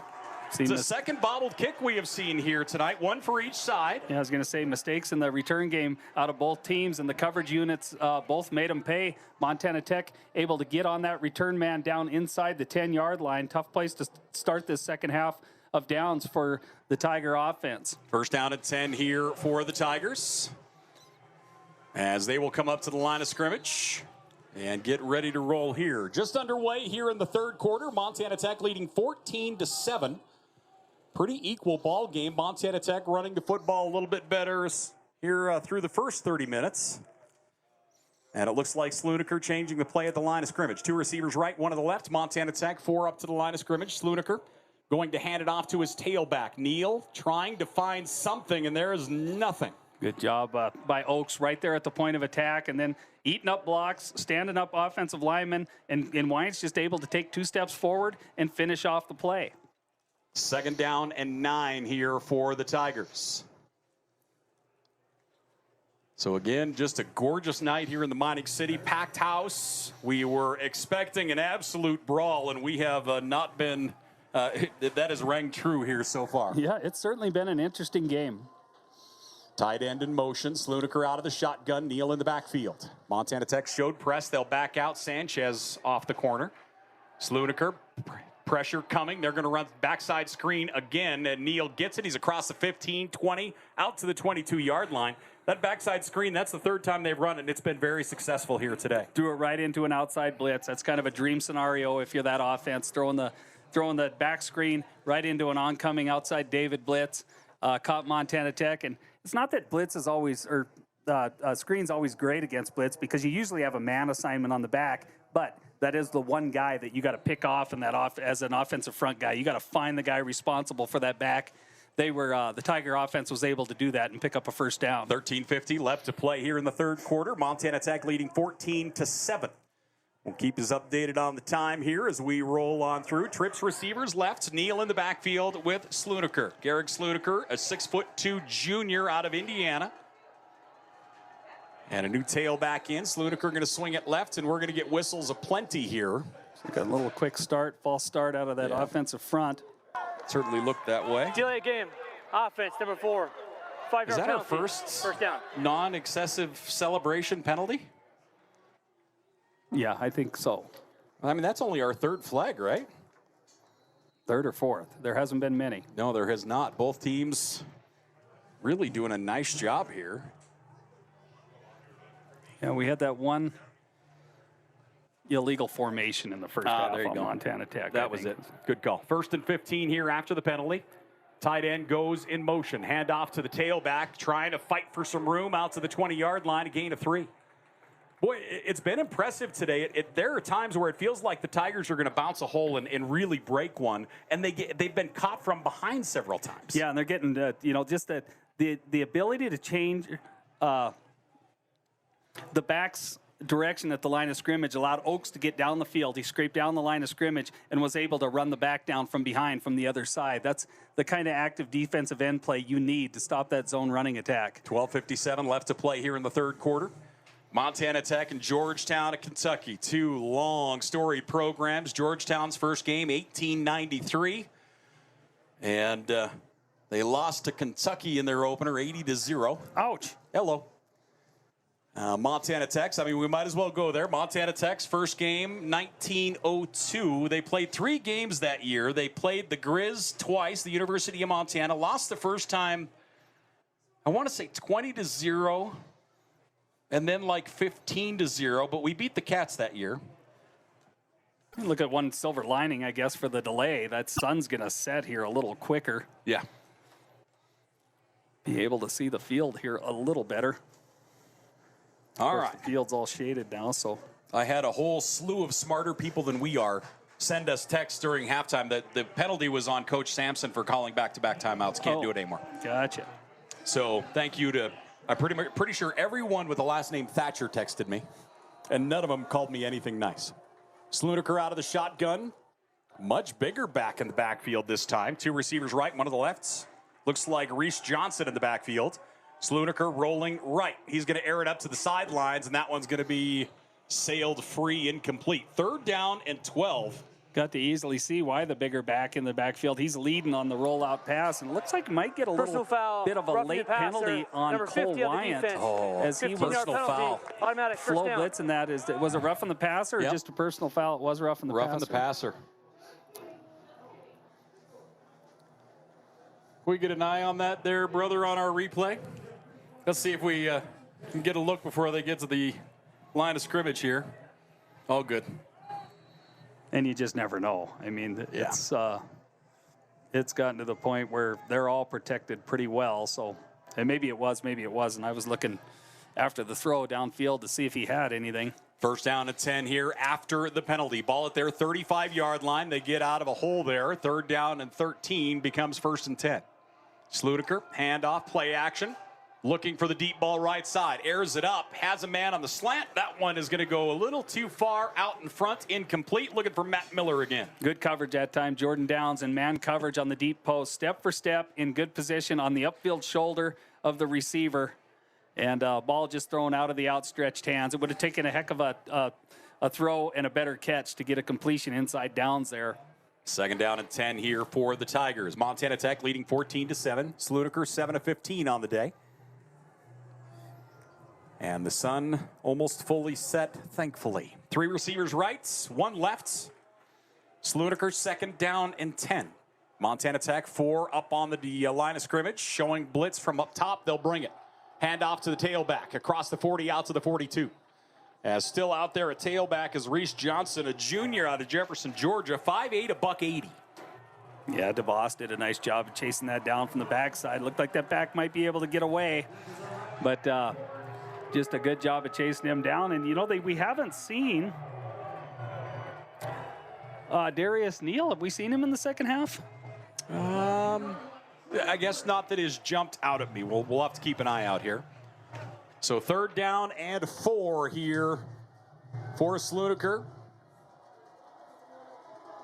1 back, 2 receivers left, tight end left. 11:54 left to play here in the 3rd quarter. Slunaker sends his back out, looking right the whole way. Slant route tipped and picked off. Another interception for Montana Tech, and another one for Jaden Downs. Great play by Whitcomb. He stretched his arm out and got the ball knocked into the air, and then all Jaden Downs had to do was just let it fall right into his hands. Great defensive play, combination coverage out there on the edge. What a play. Whitcomb tips it, Downs pulls it in. That's his 3rd interception of the day, and Montana Tech takes over at their 44-yard line with a ton of momentum. So the Digs, number 21 of the country, leading Georgetown of Kentucky 14-7 here in the mining city. The sun is set. 11:42 left to play here in this 3rd quarter. And as we come up to the line of scrimmage here, the Digs, 1 receiver each way. Twin tight right. Kyle Torgerson in motion. Thelen going to hand it off. Landers Smith has a blocker. Landers fights his way to the 41, a gain of 4. Yeah, that offensive staff at Montana Tech, they watch his secondary. You can watch those. So the safeties are showing half-field coverage. But if you watch him, one of them will tap his chest. That usually means to his near side, he's going to walk up and take the flat, and they'll play 3 deep behind him. If you can recognize that and get 4 verticals upfield against that, maybe loop the back out on a swing or a flat route, you can get wide open receivers. You just need about 2.5 seconds to see it. 2nd down and 6 here for the Digs. Smith in the backfield. Man in motion is tight end. 3 receivers. Handoff is going to go up the middle across the 40 down to the 42-yard line. It looks as though we have Ethan Renner. Was it Renner? Okay. Yeah. That's why I thought so initially, and then I talked myself out of it. I had to make sure, yeah. Ethan Renner. I couldn't remember his first name. So Renner with the carry. So we have seen all 3 running backs here for the Digs. We talked about it in the pregame. Positive yards regardless of what happens here. I think this is 4-down territory, so I would keep Landers Smith in mind here. If you just want to safely run the ball, figure he can get 2 yards a crack here. 3rd down and just a hair less than 4 as they look to the sideline. 10:20 left to play here in the 3rd. Montana Tech leading 14-7. 1 back, 3 receivers. Out of the shotgun.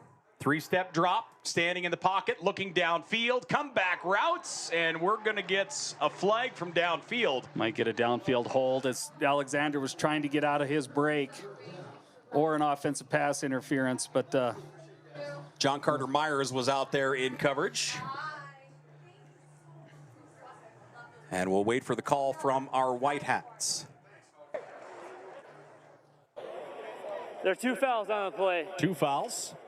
Holding, offense, number 80. Holding, defense, number 1. Those plays offset. Okay, so offsetting Replay, holding penalties, and that will be a rundown of 3rd down. So Jaden Downs with 3 interceptions so far today ties Mark Irwin with 3. He ties Blaine Hardy with 3 and Jeff Braun with 3. I got one other one. Who? Jeff Lipovitz, my teammate against Chadron State. Is he on there? He's on there. Oh, there we go. I'm look at that. I'm proud of you. Gold star for Ron Haskett. 4 guys now make that 5 guys with 3 interceptions in a game for Montana Tech as Jaden Downs has entered that discussion. 3rd down and 4. Man in motion. Handoff is going to go up the middle. Landers Smith keeps the feet churning. He's across the 35 to the 32. Wise decision. I don't think he had any right getting that 1st down. I mean, it felt like the hole clogged on him pretty well, and he just kept going. He keeps going, but he sees the daylight. He just must have great peripheral vision. Just must have it, because he just does a good job of running the daylight. 18 carries, 96 yards for Landers Smith. It sounds simple, You know, it really does. does. But it's, of course, I never played running back, so I wouldn't know, but it isn't. Blake Thelen going to swing it out to Smith. He'll get hit, and not much there. Nice job stepping up defensively that time. Justin Richardson, a senior out of Georgia, steps up to make the play. That's smart football, though. You know, hit the back out.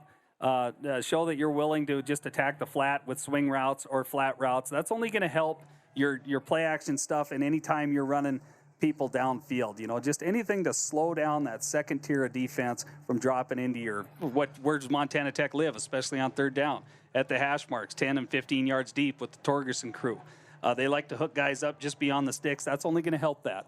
8:58 left to play here in the third quarter. Two receivers left. Heavy formation right with a pair of tight ends. Blitz coming. Thielen gets rid of it to Torgerson, and Kyle dives down to the 23-yard line. He's going to be about a yard shy of the first down marker.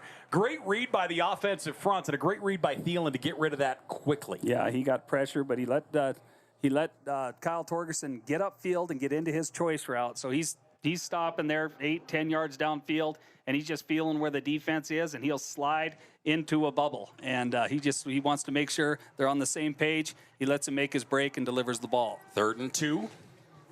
Lander Smith the back again, twin tight right. This will go to Smith. I could almost guarantee it.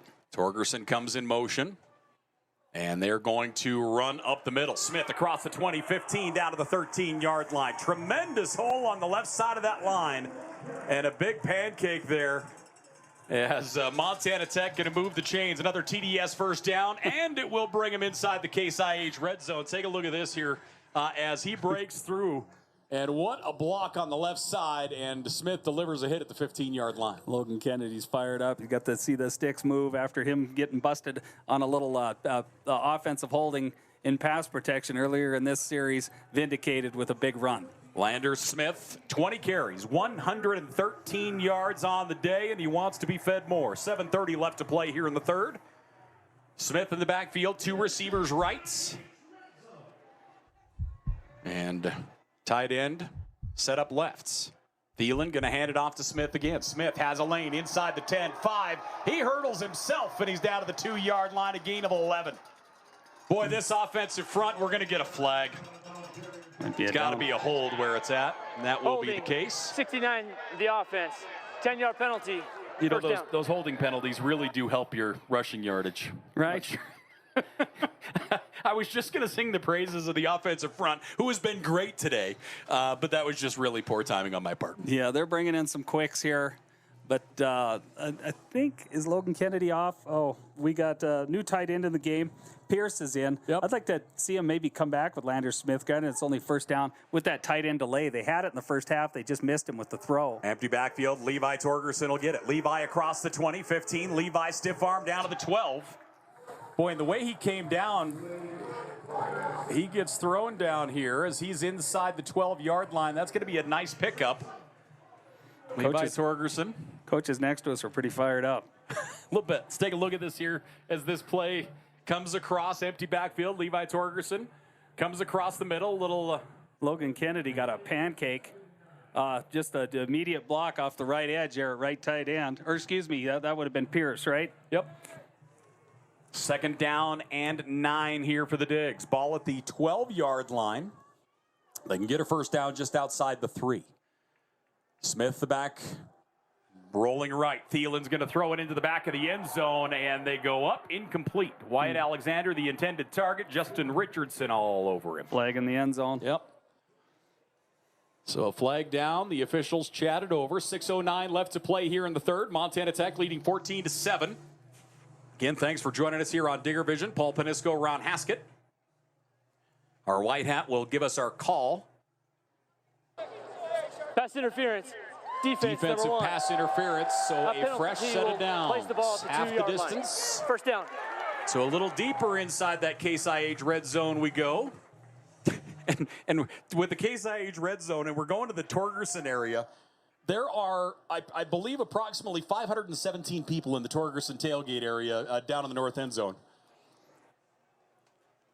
And they've got themselves a good seat right now as we're deep here in the Case IH red zone. First down and goal from the 2.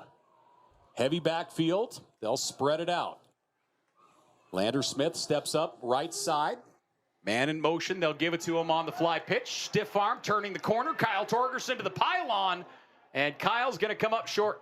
Yeah, close. He's still at the 2-yard line. Must have stepped out there at the 2 as he lunged towards that pylon. Boy, Javen Martin that time, the freshman defensive back, really a good burst of speed to track him down. 6 minutes left to play in the third quarter. Montana Tech knocking on the door. They lead 14-7. The Digs, number 21 of the country in the preseason poll. Georgetown of Kentucky, number 3 in the preseason poll. By and large, Georgetown's defended the perimeter pretty well here today. You know, it's just been a lot of the headache stuff between the tackles that Montana Tech's just executed better than their defense has executed. In at fullback is Logan Kennedy. And the handoff to Smith. Smith fights his way, pushing the pile. He's inside the 1, but he's going to come up short. 3rd and goal from the 1-yard line. Regardless of this series, has just chewed up a ton of clock as well. That's it. Let's go take a look. Montana Tech's favor. Drive summary as of right now. We'll take a look at what we have here. Yeah, we'll get to that here in a moment as we get back up. Montana Tech looks to the sideline. 1st and goal from the 1. So the Digs up to the line of scrimmage. Lander Smith in the backfield. Pierce in motion. He'll stop just off the right tackle. Hand off to Smith. Smith pushes forward through that big old front. And the big boys get him in. Lander Smith with the touchdown. His 2nd of the day. And Montana Tech goes up 20-7 with 4:44 left to play in this third quarter. It was a big series. Just a big drive by that offense. Top to bottom. Starting with that offensive front. They made every key first down they had to. Running the ball with Lander Smith, but he doesn't do it without the 6 guys in front of him. And I hope you understand where this is coming from is with Shannon and I as parents, but my daughter is learning some new words from the booth next to us. And the kicking unit is in. Montana Tech leading 20-7. I've been at your house. She isn't learning anything too fancy. 4:44 left to play in the third, and we're going to get a busted play. Flags aplenty, and we're going to get a hit, and that's going to go down. The Tigers were definitely into the neutral zone, but were they drawn into the neutral zone is where the question is going to be here. Again, 4:44 left to play here in this third quarter. Offside. Montana Defense. Tech leading 20-7. Half the distance to the goal. Replay. Boy, the Digs really playing well right now. Disciplined football offensively and defensively. Sorry, I'm getting bombarded by a couple XOR diggers here. So they'll kick it again a little closer this time. Montana Tech leading 20-7. They'll get it set up and attempt the PAT here. Waiting the snap. Snap and hold are good. The kick is up and the kick is through. Montana Tech stretches their lead out 21-7. The Digs over the Tigers as we are here with the Copper Game presented by Rocky Mountain Credit Union. We're back to the campus of Montana Tech right after this. Hey, welcome back here once again to the campus of Montana Tech and Bob Green Field. The Digs leading 21-7. 4:44 left to play here in this third quarter. An incredible drive that time by Montana Tech as Lander Smith goes in from 1 out, 10 plays, 46 yards, 6 minutes, 36 seconds off the clock, and getting 7 more points. Pounded end-over-end kick. And that's bobbled again, and they're going to bring it out. The return going right with some daylight across the 20, 25, 30 out to the 33. Great return after a bobbled initial contact. Speaking of seeing daylight. Holy moly. So the Tigers will get rolling here. Blown assignment on the contain on that kickoff cover team. As of right now, Georgetown 40 offensive plays, 172 yards. Slunaker is 7 of 16 for 100 yards. He's thrown 3 interceptions, all to the same guy. He's been sacked twice. He has 1 touchdown pass. That went to Warren. Warren has 2 catches for 72, and he got that 67-yarder to get this game started. Right. So first down and 10 here from the 40. As up to the line of scrimmage we go. Montana Tech, 4 down. Man in motion. Slunaker handoff to Neal. Neal gets through the first level and leans forward for a pickup of 3. Nice to see Neal back. I was starting to get concerned. Yeah, it's been a little while, it feels like. Yeah, he missed that entire previous series. And it's clear to me that he's legit and the best back in the program. Yep. And, I mean, all three of them have been impressive. 2nd down and 7. Slunaker. Blitz coming. Safety blitz coming hard. Swing pass goes to the dirt, and that's going to be incomplete. They were looking for Neal. Montana Tech. Heavy pressure is coming on the absolute, just incredible blitz up top. The safety blitz was DeMario King, and he was just a guided missile. The ruling on the field was an incomplete pass. They'll walk him up and bring pressure. That just ruled as an incomplete pass. 3rd down and 7. 4 minutes left to play here in the third. Montana Tech leading 21-7. As still working on that clock up there, you see. 21-7 our score. 4 minutes left to play here. Appreciate my crew, Jason and those guys in there fighting with that wonderful piece of machinery. Tight end in motion. Montana Tech showing pressure. Here it comes. Whitcomb is on the blitz. And he will escape across the 40. And actually, 1st down yardage inside the 40 to the 37-yard line. A really nice run that time by Slunaker. Yeah, good job of finding gaps in that pass rush. He had his rub route, his out up around midfield open early, but didn't see it. Smartly took off running. Slunaker, quick snap. He's going to air it up right side. One-on-one coverage. A little push off down toward the goal line. And that's going to be caught at the 1-yard line. And the receiver after the catch is Hurts. He hauls it in at the 1-yard line. What a catch. Looked to me like he might have came down on the football. Okay. Could just be a wind issue. What a throw down the right sideline. And I believe it was Matt Miller. I could be wrong.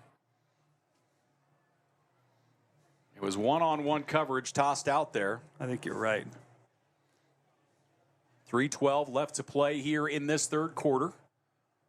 Boy, and this would be a huge score here for Georgetown. If they punch it in, all of a sudden we've got a much different texture going into the last 18 minutes.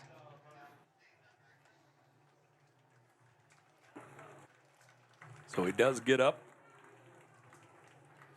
You're correct. That is Miller. A nice adjustment to the football because there was quite a bit of contact down there, down the right side by both players, but he made a nice adjustment to field that thing. Looked like he came down right on top of it. Slunaker under center, heavy backfield behind him. 1st down and goal from the 1. Long snap count. Slunaker going to hand it off to Neal. Neal gets off tackle right. He gets stood up, and he's not going to get there. Again, Montana Tech shuts him down at the goal line. They have had 2 4th down stands with their back absolutely against the ropes. And right now, the Tigers looking at 2nd and goal from the 1. See if they try the old Philly special here like they did earlier in this football game. Going to get Montana Tech possibly with too many guys on the field. Nope. 2nd and goal. Slunaker keeps it himself. They try and give him a shove, and he's got to be in. Touchdown is the signal. Slunaker gets the shove from the guys behind him, and the Tigers add 6 on the board. 2:25 left to play here in this third quarter as Montana Tech leading 21-13. As they still are trying to get out of the pile. They finally made the call again, but we knew it was from here. I mean, you just looked at that and you were in. So the kicking unit is in here for the Tigers. 2:25 left to play in the third. Tigers with a nice touchdown here. And the PAT attempt. Kick is up, and the kick is through. 21-14, a 7-point ball game. The Digs up over Georgetown with 2:25 left to play in the third. With the timeout on the field, we'll take one. We are back here to Bob Green Field right after this.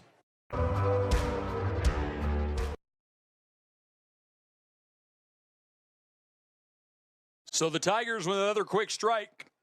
As they put a big one down the sideline, they punch it in, and the kick will go into the end zone and out. So 2:25 left to play here in this third quarter. Montana Tech leading 21-14. that touchdown really has taken a lot of air out of this crowd. This crowd there was a ton of energy in this joint. Montana Tech still leads by 7, but right now it's kind of it's relaxed a little bit. Well, I think the overall population here would feel a little more comfortable if Montana Tech was throwing the ball a little more effectively today than, having to rely on Lander Smith. Now, that's not to say you should get away from doing what you've been doing all day. Yep. But you have to be a little more effective throwing the ball to give your tailback a little bit of daylight. 2:25 left to play here in the third. Tight end goes in motion, handoff, play action. Thelen going to drop it off to his tight end across the 30, 35, and out of bounds at the 39-yard line. As down the field, it goes to Logan Kennedy, the redshirt junior out of Laurel, and he'll pick up his first catch of the day. Good action, just catching Logan Kennedy. Logan Kennedy on the first level off the outside zone fake. Just a nice, easy throw and catch for Thelen. Not much pressure in front of him, and Kennedy wide open. Case Construction instant replay. Kyle Torgerson in motion. Hand off to Lander Smith. Straight ahead. He's across the 45 to the 46. Look at that. That's a gain of 7. Yeah. And just straight ahead.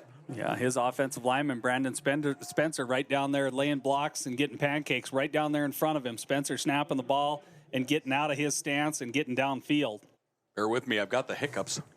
Somebody fed me a really wonderful chicken salad, I might add. 2nd down and 2. Thelen out of the shotgun. He's 9 of 15 today, 74 yards. No touchdowns, no interceptions, has not been sacked. Hasn't seen a ton of heat, to be honest, either. Handoff, going to go to Smith. He has some room. He's across midfield to the 46-yard line of the Tigers. That's another first down, a TDS first down for Lander Smith.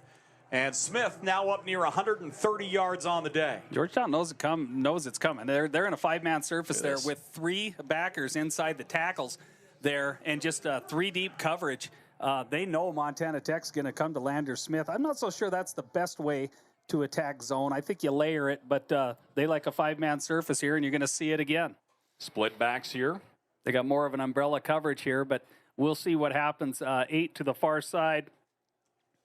Jackson Hayes, he's been tapping his chest, so he's been walking down here at the snap of the football quite often into the flat. That time he's going to take a deep third. Blitz coming, well picked up again. Deep ball, Kyle Torgerson. Does he get a foot in? He does not. He had his guy beat.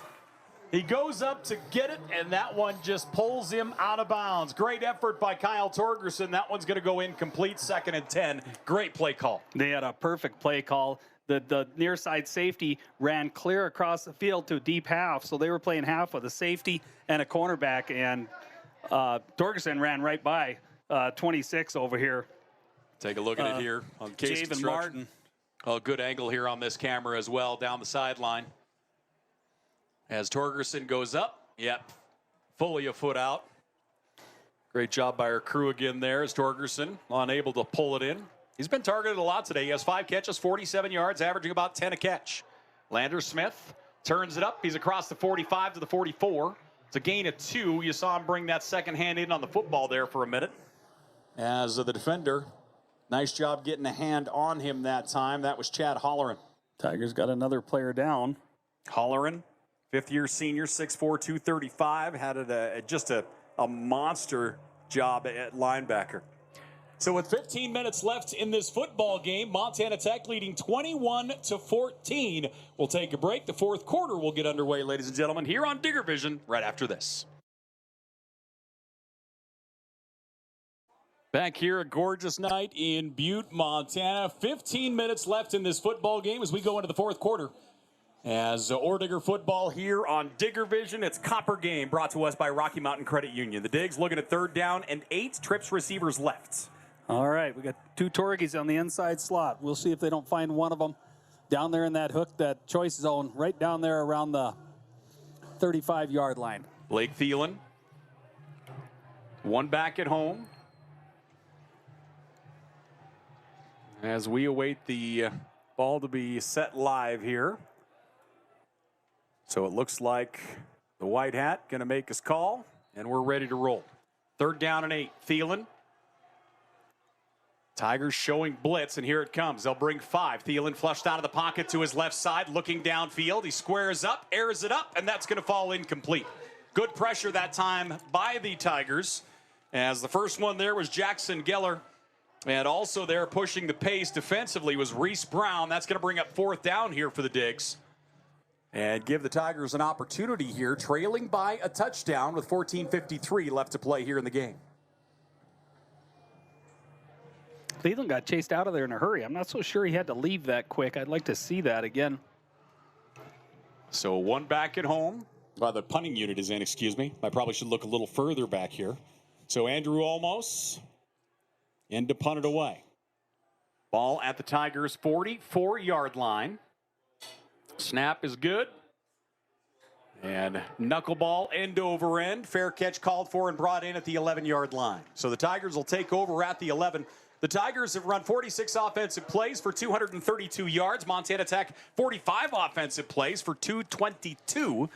And the Digs lead by a touchdown. The big difference here, turnover-wise, Slunaker has 3 interceptions. And on the other side for Montana Tech, a young man by the name of Jaden Downs has 3 interceptions. Looking for number 4 here. He's going to get his chances. 1st and 10 here for the Tigers. 14:45 left to play in the football game. Montana Tech by a touchdown. Out of the shotgun is Slunaker. 1 back at home. He'll get the carry. Straight ahead, out to the 14-yard line. Actually, they'll mark him at the 15, a gain of 4. Clock running here. Not much going on there defensively, just a 4-man surface, no pressure. They did walk strong safety DeMario King up into a linebacker spot, but didn't bring him. 14:18 left to play here in this game. As Slunaker, he's 8 of 18 for 137 yards. Neal has run for 50 yards so far. And the handoff to Neal again. He gets through the first level across the 20 out to the 23. It looked like he was going to get hammered initially, and he's able to squirt through, gets first down yardage to the 23.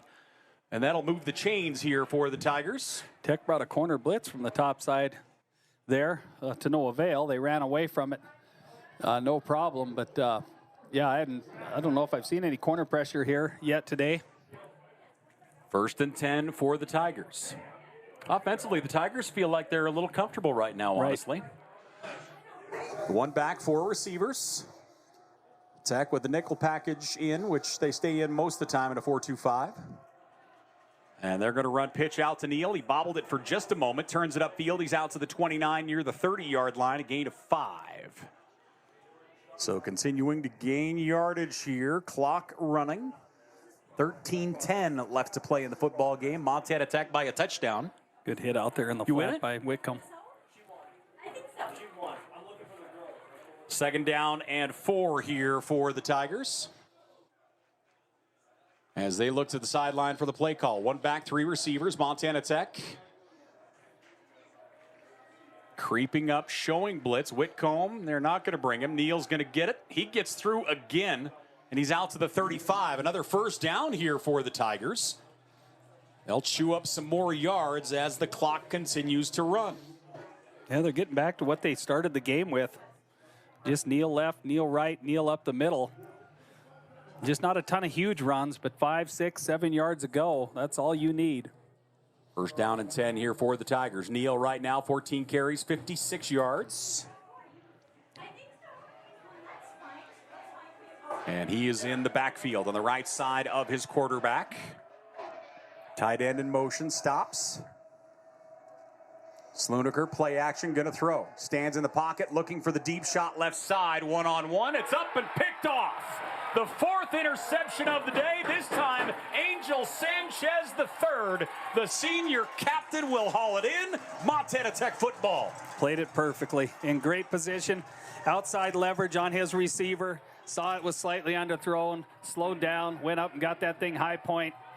Secured the football. Great defensive play by Angel. 4th interception of the day. So you and I have done games now for 19 years. How many times do you think we've seen 4 interceptions in a day? I don't know that we have. Do you? I'm not sure we have either, to be honest. Yeah, you and I, we back to 2005. I saw T. Egan's name floating through the Emitad group, and I always think of that 2005 run. We went to California and Azusa. First down at 10 after the interception. Montana Tech football.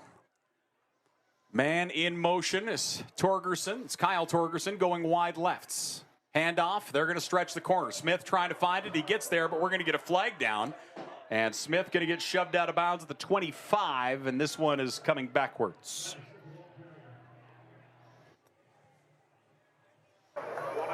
Holding. Offense Risk of number running the 88. perimeter. Yeah. 10-yard penalty. So First the down. penalty will back him up 10. Montana Tech would love to have another 7-minute drive that eats up a whole chunk of clock and puts 6 points on the board. They're more than likely going to have to go to the air to do it, to move the sticks, unless they get a penalty on this series. Right now, Lander Smith, 25 carries, 129 yards, and a pair of scores. Blake Thelen, 9 of 17 for 74 through the air. Thelen, senior quarterback out of the shotgun. 5-man front again. Yep. Coming. Handoff is going to go to Smith. Smith bounces through the first level, keeps churning across the 20 out to the 24-yard line. He gets the penalty yards +1 back. Okay, maybe not. I feel like that was aimed just at you. And that's all right, though. That'll bring up 2nd down and 9 here for the Digs. I still don't mind a little play action. I mean, you had Logan Kennedy the last time you ran a little outside zone, waggle or whatever you want to call it, out of the shotgun. It's just a little different looking animal, but see if we can't get him running the flat, a little block down and escape. 1 back, 3 receivers here for Thelen. 10:45 left to play here in the football game. Montana Tech leading 21-14. Thelen hands it off to Smith again. Smith across the 25 out to the 29-yard line. Lander Smith up near a $140. He's earned every one of them. That he has. He certainly has seen daylight a couple times, but most of it, the daylight he has seen, he's had somebody in the passenger seat he's dragging down the field. 3rd and 5 here for the Digs. Clock running. 10-12 left to play here in this football game. Montana Tech leads by a touchdown. Blake Thelen. And tight end moves over to the left side. That's Logan Kennedy. 3-step drop. Thelen setting up screen. Pass is tipped, and that one's going to fall incomplete. Right in the hands that time of Wyatt Alexander. That's going to bring up 4th down. With 9:56 left to play here in this football game. Had what you wanted. You got pressure. You got 6-man pressure, man across the board. You had crossing routes going. You had Alexander. Just that's a catch out. Wyatt will tell you he should make 10 times out of 10. It was a tough catch, maybe a little behind him and a little high, but just got to make plays on 3rd down.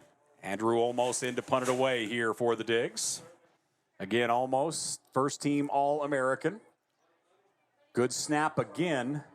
And he hammers this one, pushes the return man back. It bounces at the 23, takes an Ordiger bounce inside the 15, down to the 14-yard line. Kicks that football from inside the 20 down to the 14. Close to a 60-yard punt. Just an incredible one again by Andrew Olmos. He would have been first-team All-American 2 years ago as a punter, but he didn't have enough kicks. That still just, it rubs me really wrong. Yeah, that's bad. He didn't have enough kicks to basically fall into the criteria. So Andrew Olmos does hit first-team All-American last year. The Digs lead by 7. We have a timeout on the field, so let's take one. It's the Copper game. The Digs up 21-14, ladies and gentlemen. We'll take a break. We're back right after this.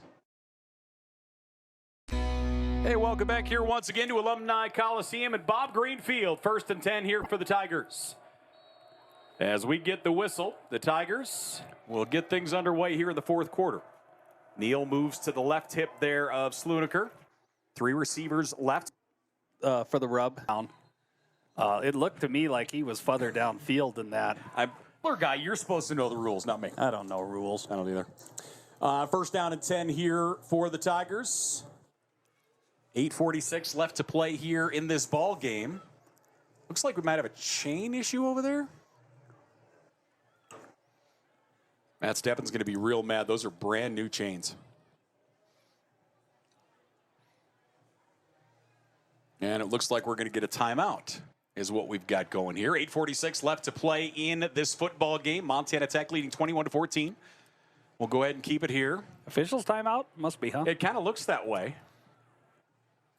And actually, joking aside, our athletic director, Matt Steppen, went out and talked to the white hat there. I'd be interested to know about what, honestly, as we take a look there in the north end zone. Is the electronic down marker new? Yeah. Oh, okay. Is that good? I was hoping it didn't take me it's years to notice. It's new today. New today. Clock running here. 8:33 left to play in the football game. Slunaker out of the shotgun. Neal goes in motion. And Slunaker wants to run. He's out to the 30, back to the line of scrimmage, and no more.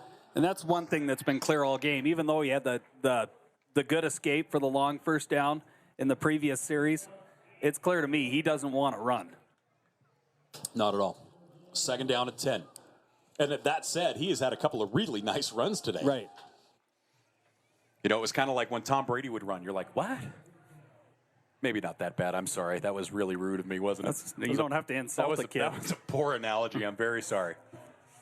Second down at 10. One back, three receivers here for Slunaker. Tight end goes left. Neal goes right.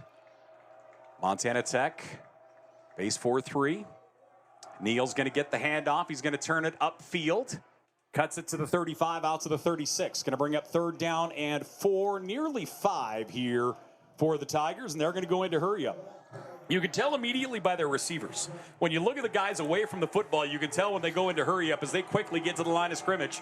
Pitch out to the left side. Neal turns it up. He gets hammered, and he is way off that first down marker. Yeah. That's new blood.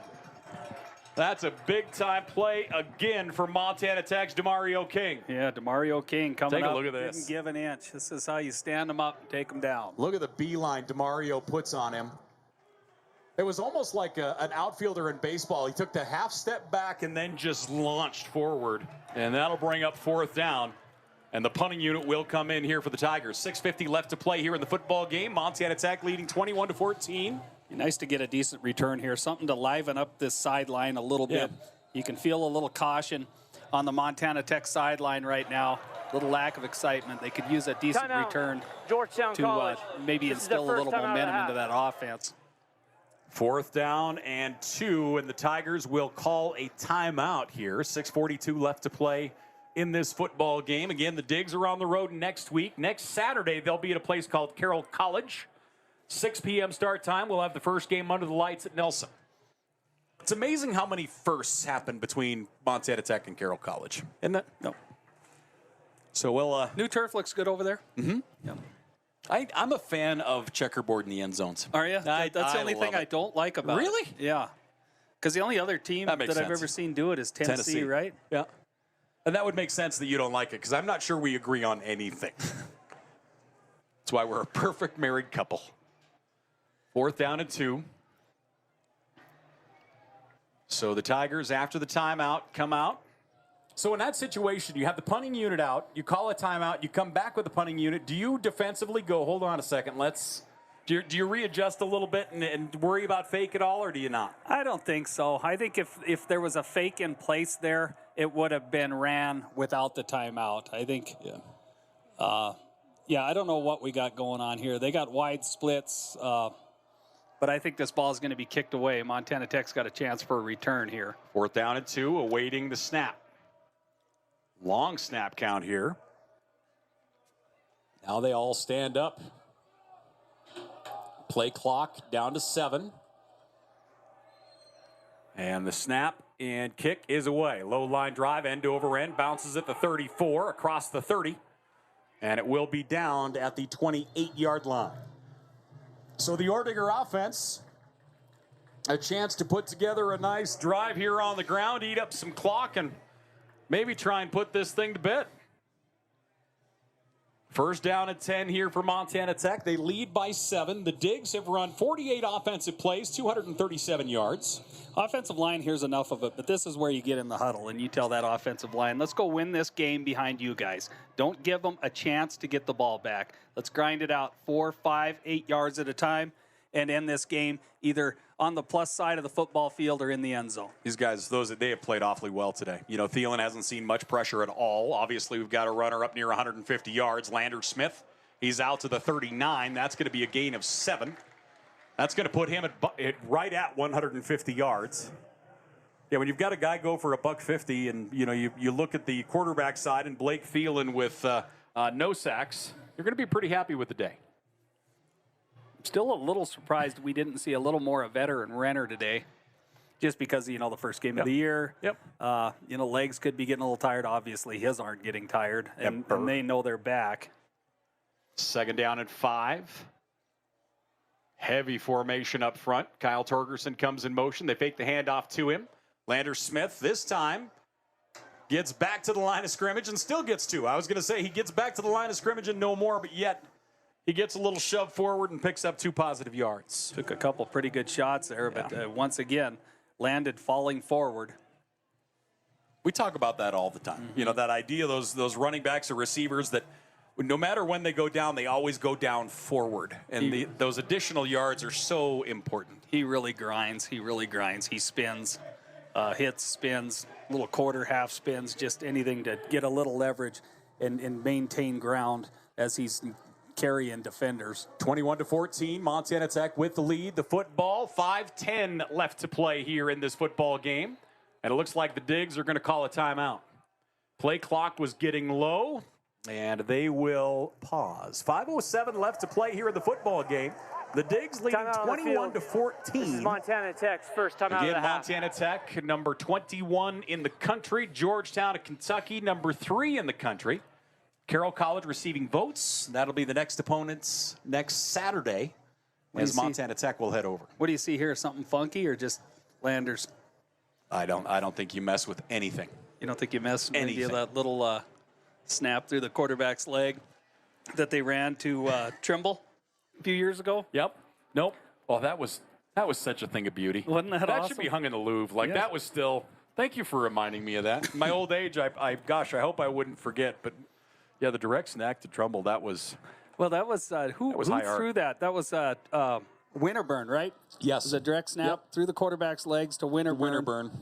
And he just kind of one step faked off tackle and lobbed it to Trimble. And actually, I think I heard Winterburn is here. Yeah, Did I hear that? I think the boys are all here. Yep. 3rd down and 1. Montana Tech after the timeout up to the line of scrimmage. 5:07 left to play here in the football game. The Digs up 21-14. Split backs as Blake Thelen out of the shotgun. Heavy defensive front here for the Tigers. Thelen gets the snap, handoff to Smith. Smith bounces out. He's got some running room. 45-50. Smith down to the 45-yard line. Landers Smith goes for 18. And that's going to move the chains for Montana Tech. Another TDS first down for Landers Smith. Take a look at this thing. Whole pile of linemen down here. The snap of the football. The middle of that is just clogged up, and Landers bounces right. Big stiff arm. And he is fast approaching 200 yards on the day. Our Case Construction instant replay. 21-14. The Digs with the lead and the ball. The clock is running. That dude can spot daylight. No joke. 170 yards for Landers Smith on 30 carries. First down and 10 out of the shotgun. Landers again. Little stutter step. Landers, great footwork out across the 35 to the 34. 11 more yards for Landers Smith. He's clearly having the time of his life, too. He just loves it. Loves the contact. Loves his teammates. First down and 10. Watch this again. Like, he just, and you know the offensive linemen just love it, too. He bounces. Maybe that's the thing we don't give him enough credit for is that kind of shiftiness. You know, we talk about him running over and through people, but he gets those hips moving side to side, and he's awfully shifty. He's good at that old jump cut. First down and 10 here for the Digs. 4:02 left to play here in the football game. Montana Tech leading 21-14. Great crowd on hand here for the Copper game, brought to us by Rocky Mountain Credit Union. Thanks for joining us here on Digger Vision. Paul Padisco, Ron Haskett, our great crew here. As we have a packed house, the north end zone is slammed. We've got the Torgerson tailgate full. We've got the Emetad tailgate full. I shouldn't say tailgate. Their north end zone cabanas. Is a cabana a good word? Something like, yeah. Cabana. First down Gazebo. and 10. I like Wasey Deegan in a cabana. That's a mental picture. First and 10. Thelen out of the shotgun. Play clock and game clock running. Smart here by Thelen. The play clock's still at 15, so they're going to go ahead and let it go here for a little bit. That and the game clock are running. Here comes man in motion. It's Logan Kennedy, the tight end. Handoff is going to go again. Lander Smith gets tripped up at the 24-yard line. He is fired up. Logan Kennedy Looks like he just ran out of the locker room. making his way towards 2 Bills. Watch him bust through this line here in our Case Construction instant replay. Good job getting upfield that time. Nice lead block action in the hole. Chase Meyer getting up there. What a job by that offensive front. Lander Smith, 192 yards so far on the day. He's trying to steal Jaden Downs' thunder. Yeah, no joke. Somehow we're forgetting about a guy with 3 interceptions and 1 return for 6 points. Split backs, Logan Kennedy again in motion. Handoff is going to go to Lander Smith inside the 20 down to the 18-yard line. That's only 5. Just a 5-yard gain that time. You're going to have a good chance at National Players of the Week, both coming from Montana Tech offensively and defensively. Timeout on the field. If they can hold on and get this win. Second timeout So of the the half. Tigers will call a timeout here as the clock not their friend right now. 2:29 left to play here in this football game. Montana Tech leading 21-14. We were expecting a heck of a football game, and we have been treated to it. And again, I'm lucky. We're lucky. I love what I do. I love calling games, but I also like the people side of it. I've talked to an awful lot of people from Georgetown the last couple days, and they've been so good to me and so kind. And obviously, our campus right now with construction on Park Street isn't exactly the easiest place to get around. And trying to explain that to them and working through it, and they've been nothing but good about it. And it's great to see just good environment and good football, Well, it's important that they know how much we respect what every team and their players and coaches go through. Yeah. It's you got to remember those guys over across the field are putting in the same work as your guys are. Here's our Jaden Downs. There's the first to the house. So Jaden Downs, 3 interceptions. As the second.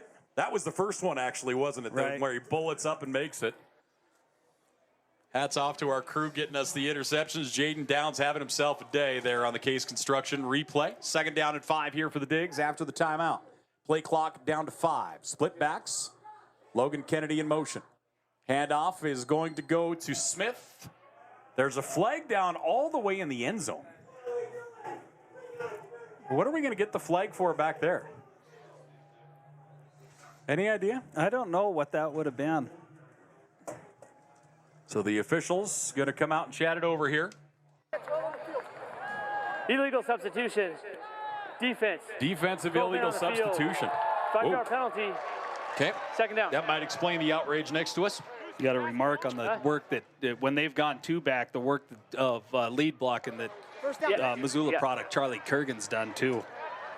2:21 left to play here. 5-yard after the 5-yard Just a penalty. redshirt sophomore, 6 foot 240 out of Missoula.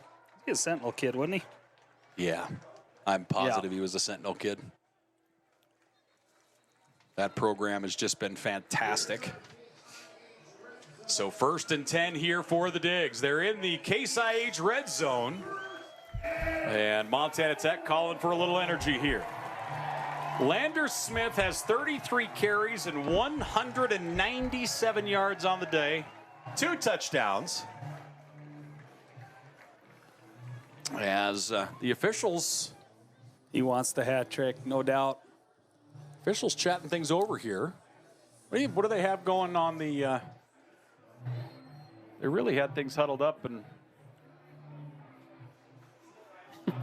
Are they talking about the penalty? It has to be about the penalty, don't you think? Oh, we're going to get split, and we're going to go. First down at 10 here. Little dance off in the huddle. Yeah, you know, got to make things happen. Montana Tech, 54 plays, 291 yards today. 217 of those yards on the ground. And 74 through the air here today. First and goal from the 9. Again, inside the Case IH red zone. And we're going to get a stoppage here.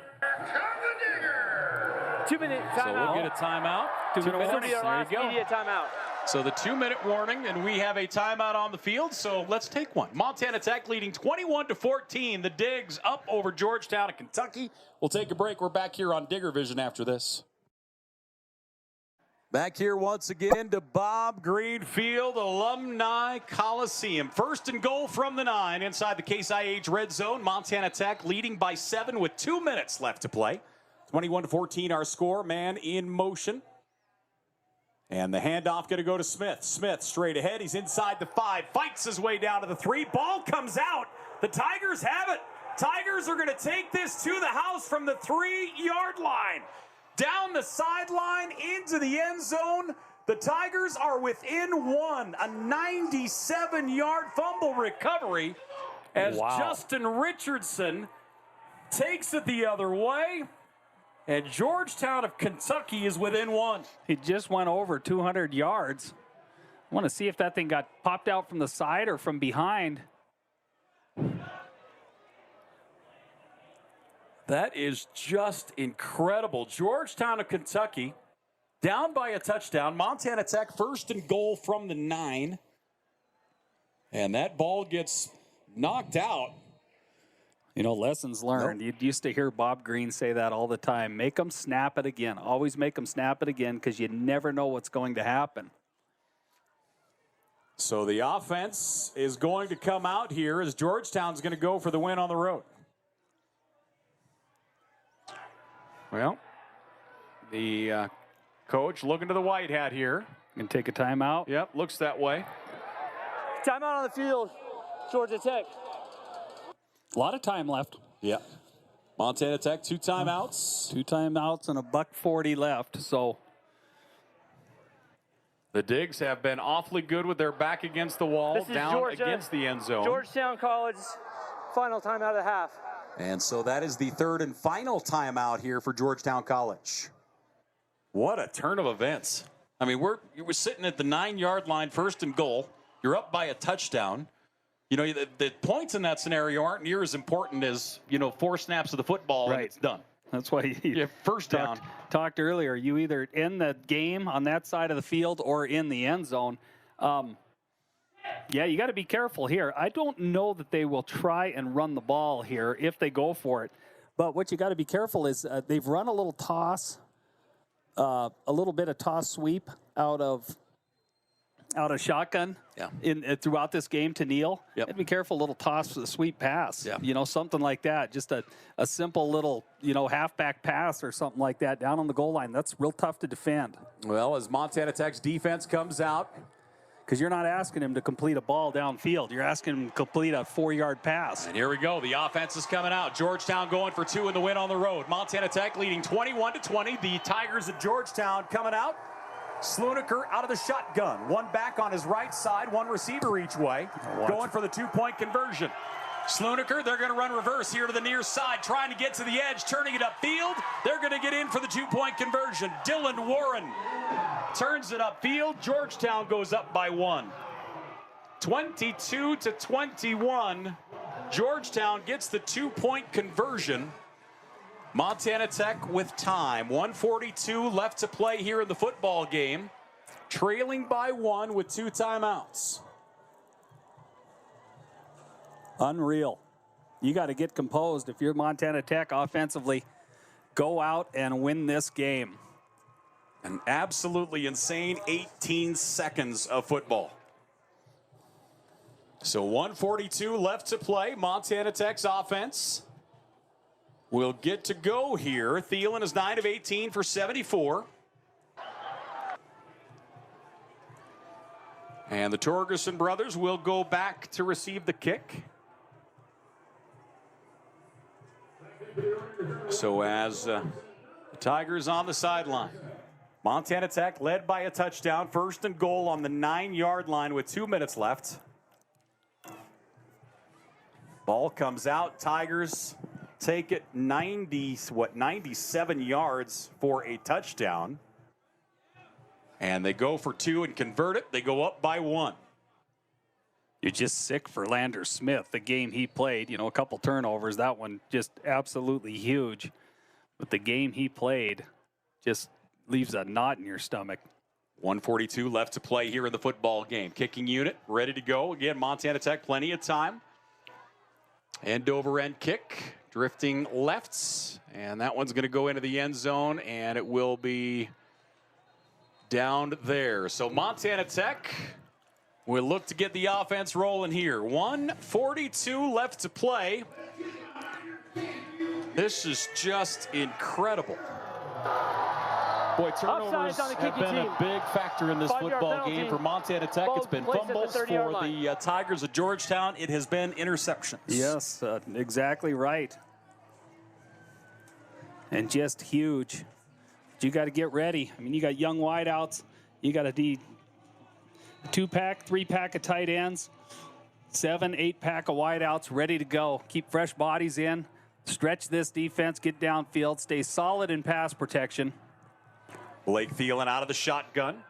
Kyle Torgerson goes in motion to the left side. He's looking towards Torgerson the whole way. That one's batted into the air, and it will fall incomplete. That one hit at the line of scrimmage.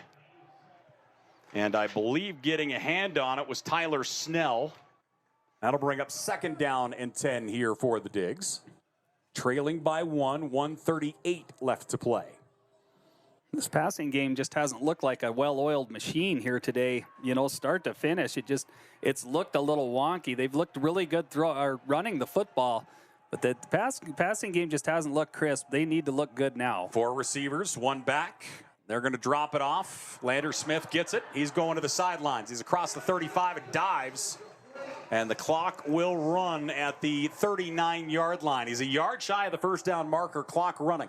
1:22 left to play in the football game. Tech with 2 timeouts. Clock doesn't stop on 1st downs anymore in college football, correct? No first down. Right. Yeah, but gotcha. Even no, if they get it here. 2 receivers each way. Play action. That one's batted up. Comes right back to Thelen, and he gets hammered. Blake Thelen gets laid out as that came back to him. Chad Holleran hits him hard, and that's going to bring up 4th down here for Montana Tech with 59 seconds left to play. Timeout, Montana Tech. 4th down and 5 here for the Digs. We hadn't seen a batted pass in the entirety of the 59 minutes of this football game, basically, and we've had 2 in this last series. Yeah, you got to move in the pocket and get yourself some windows to throw the football. The previous play is under review. So 4th down and 5. They're going to review that play. And I don't know what they're reviewing for. You know, the ball got deflected up in the air. Thelen fielded it, but he got up tapping his helmet as in maybe a target. I was just going to say, that's kind of my wonder, is if I'll tell you what, if he lowered the head and got him with the crown. If you get a target here, this booth next to us is going to erupt. Yeah. Along with that sideline over there. So we take a look there at the Digs on the field. 59 seconds left to play here in this one. A 1-point lead here for Georgetown of Kentucky, the number 3 team in the country. Montana Tech, number 21.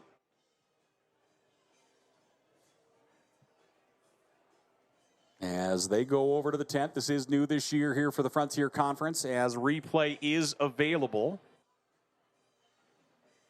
So they get us over. Give us a shot of that replay booth there, will you, boys, if anybody has an opportunity?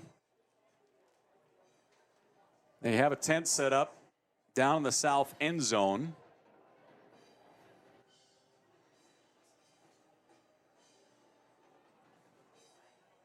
So a 1-point lead for Georgetown of Kentucky. Montana Tech led by a touchdown with 2 minutes left to play. They had 1st and goal from the 9-yard line. Georgetown of Kentucky strips the ball loose, goes 97 yards for the score. They go for 2, they convert it, and they now lead by 1 as this play being looked at. And as you alluded to earlier, I think that's the only thing I can think of that would be looked at right now would be like a targeting, crown of the helmet kind of scenario. Here we go. Taking a look at our case construction instant replay. It's knocked up. Now watch him come in here.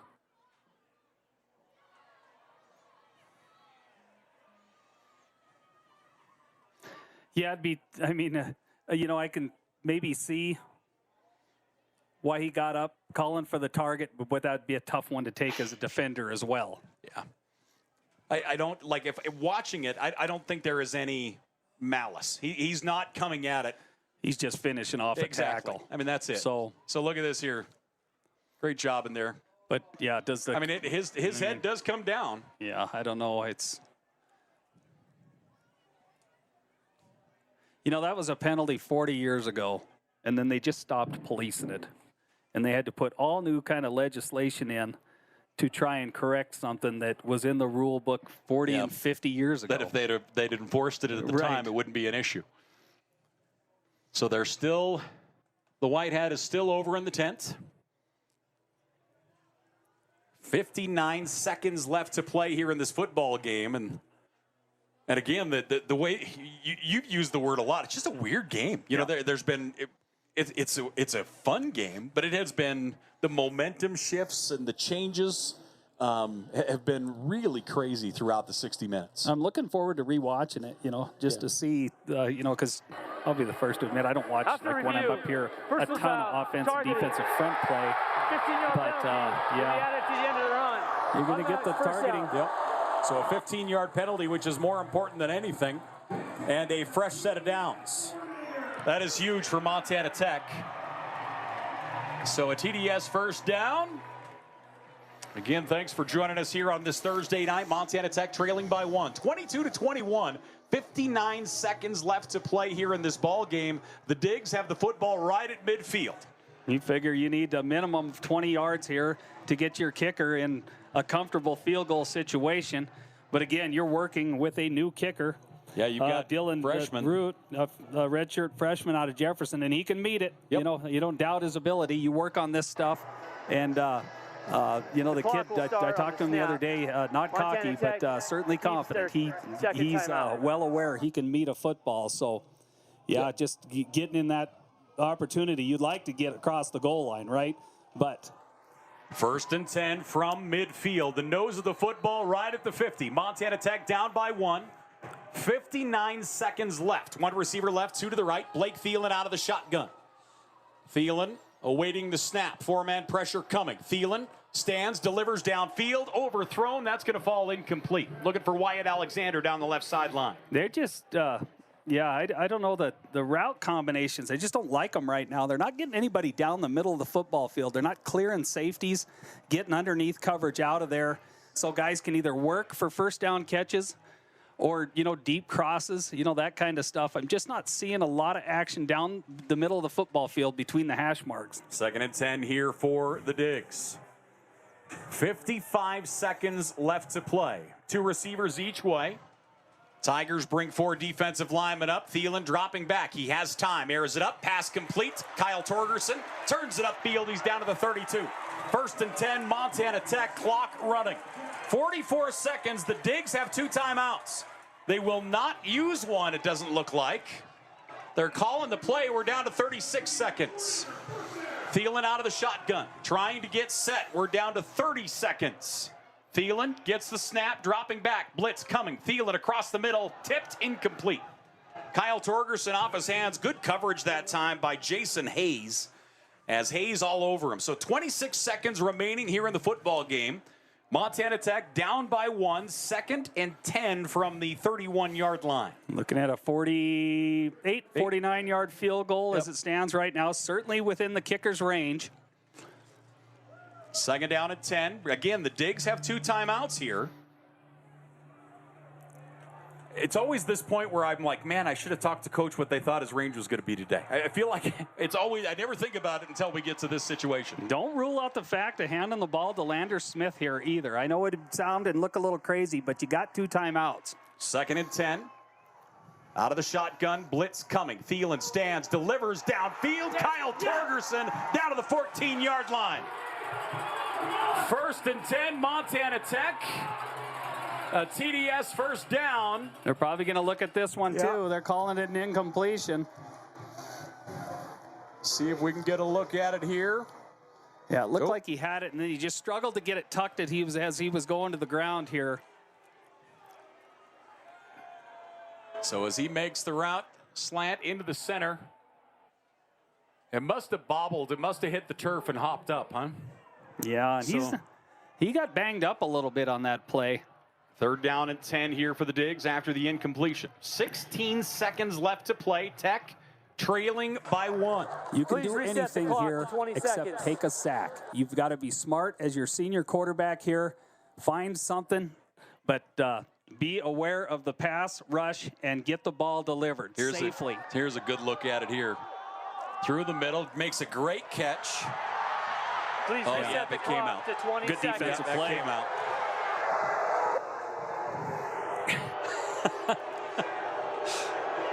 Third down and 10. What's the ruckus? I don't know what we've got going on here. Penalty? I don't see flags down. Play clock. The previous play is under review. Montana Tech. 20 seconds remaining here. The team's coming together to chat. Coach Sampson going out to talk to the officials. Georgetown coaching staff out on the numbers as well. We're going over to look. You get used to major college and NFL games dragging at the end of the game, but never a Frontier game. But now we got this replay that. So they're going to look at it here. So when it does bobble, so we're going to watch it come in here. So it bounces. It's on the turf there. But wow. Great job on replay, guys. Nice job by our crew. Then you wonder, what's their view? So he goes down to watch it. They don't use our video. They use their own. And actually, I shouldn't say that. They use the video from the filmers. And you're certainly not going to get that look on the film of, the game film that you used to drive to Deer Lodge to give to the team in Helena. Right. Imagine trying to pick that up on a 3 times recorded VHS tape. 3 times, heck. You'd be lucky. That's brand new. With all the trick plays dubbed out of it. There's you look at our replay booth, if you will. 20 seconds remaining. A 1-point lead here for Georgetown of Kentucky. Our 2nd time we have gone to the replay booth here today. So I would have to think that this was originally deemed a catch, but then they marched it back. So is the catch the original signal, or when they marched it back? The side judge came in from the far sideline waving it off, and it was a few seconds after the receiver went down and everybody started to move that direction. He came in waving it off. So so then they subsequently went back, right? So they took, say, his call. I don't know. We have totally failed our rules questionnaire here this evening. Letter of the law and being consistent with what you've seen for how many years now, incompletion, correct? Yeah. Yep. 1-point lead here for Georgetown of Kentucky, 22-21 over Montana Tech with 20 seconds left to play. If the incompletion holds, Montana Tech is looking at 3rd down and 10 from the 31-yard line at Georgetown. If the pass is deemed complete, then it would move down to the 15-yard line and get a fresh set of downs. Montana Tech, 62 offensive plays, 324 yards. On the other side, Georgetown has run 55 offensive plays, 279 yards. They have 1 fumble recovery for 95 yards. Both teams with a defensive score. So the white hat comes out. Pretty even game. Penalty-wise, pretty even game. Turnover-wise. Pass is incomplete. 3rd down. Incomplete.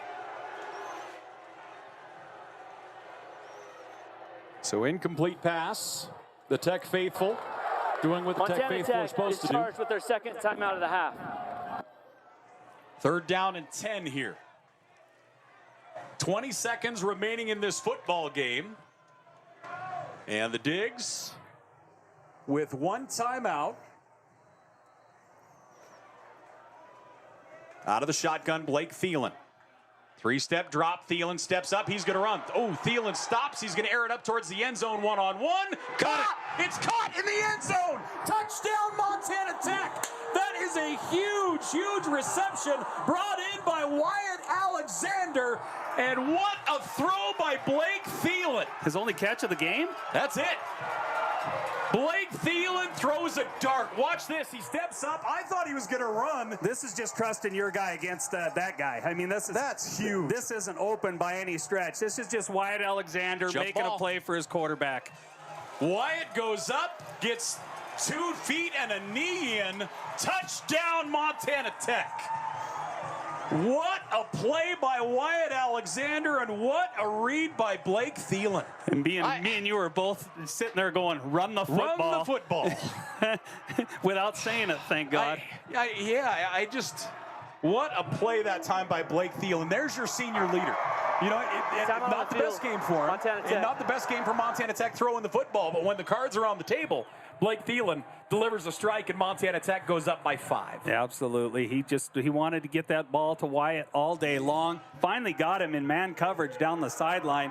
You know, they did a lot of over-under on him on a lot of that stuff, and Montana Tech looked confused at various points during the football game, but that time it was just mano-a-mano, and Alexander standing there at 6'4", 6'5", whatever he is, just went up strong and caught the ball. There wasn't much, you know, for as close as they were together down there, there wasn't much contact either. And there wasn't a ton of elevation. You know, it wasn't a situation where both were highballed. You know, it wasn't just a great catch by Wyatt. His first catch of the day, 31 yards and a score. Montana Tech leads by 5. Yeah, and the way this game's going, what do you got to kick the ball off. Exactly. You know, and you just never know. They have no timeouts. This is obviously a team that's got 0 quit in them. And so you've got to play the remainder of this game. The all Digs 12 offense seconds. stays out. Split backs. They're going to try and push it out to a 7-point lead. Kyle Torgerson goes in motion, stops in the backfield. They fake the pitch to him. Thelen rolls out, airs it up, pass, caught. 2-point conversion is good. One-handed grab by Snyder with the offhand. Dillon Snyder hauls it in. Montana Tech goes up by 7. This is just a strange, great football game. Holy man.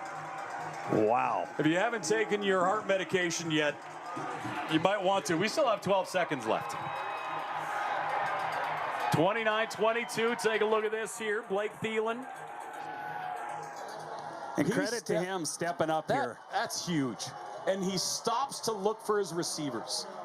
That is such an incredible decision by that young man. Boy, and he had the defender wrapped around him. How about Alexander doesn't lay a hand on the defender there? Not a hand, one. Nothing for balance, nothing for leverage. That's incredible because, you know, the defender was playing with a hand on the chest. And for him not to fight back there. One hand. Dillon Snyder goes up and gets it. Hey, hats off to our replay crew, Jason and crew over there. These guys, our crew has really had a nice night here tonight. Excellent. Excellent coverage. If only the bane of our existence wasn't that darn score bug. 7-point lead for the Digs, 29-22. 12 seconds left to play. That 9-2 pull tab is in play. I'm sorry, I already threw it away. That's the problem. 9-2 pull tab. All right. So the kicking unit is in. Do you squib this? Do you kick it out of the back of the end zone? You got a guy that can kick it into the end zone. I think you just tell him to give it the onions. Yeah. All right. So we approach. 12 seconds left to go. Low line drive. Bounces. Goes into the end zone. This will be a they'll put touchback. a knee on it. But the problem is it made contact, so the clock ran. Right. So that's the big difference here. If it just goes out the back of the end zone without anybody touching it, there's 12 seconds. I think they might add a second or two, but clock did run off. 29-22, the Digs up by 7. An incredible football game here tonight at Bob Green Field on the new turf. The Digs trying to hang a W here and light the V for the first time on this turf. 3 experienced football players are going to be joined at the end of this game. Landers Smith grabbing his quarterback and Wyatt Alexander and saying, thanks, guys. And, you know, and in the same breath, they're going to be saying, we wouldn't have been here without you, Landers. But, yeah, 2 tough turnovers, and one for the 97-yard interception return. Crossing route across the 30-35. They'll throw the pitch back. Big hit delivered, and that's going to do it.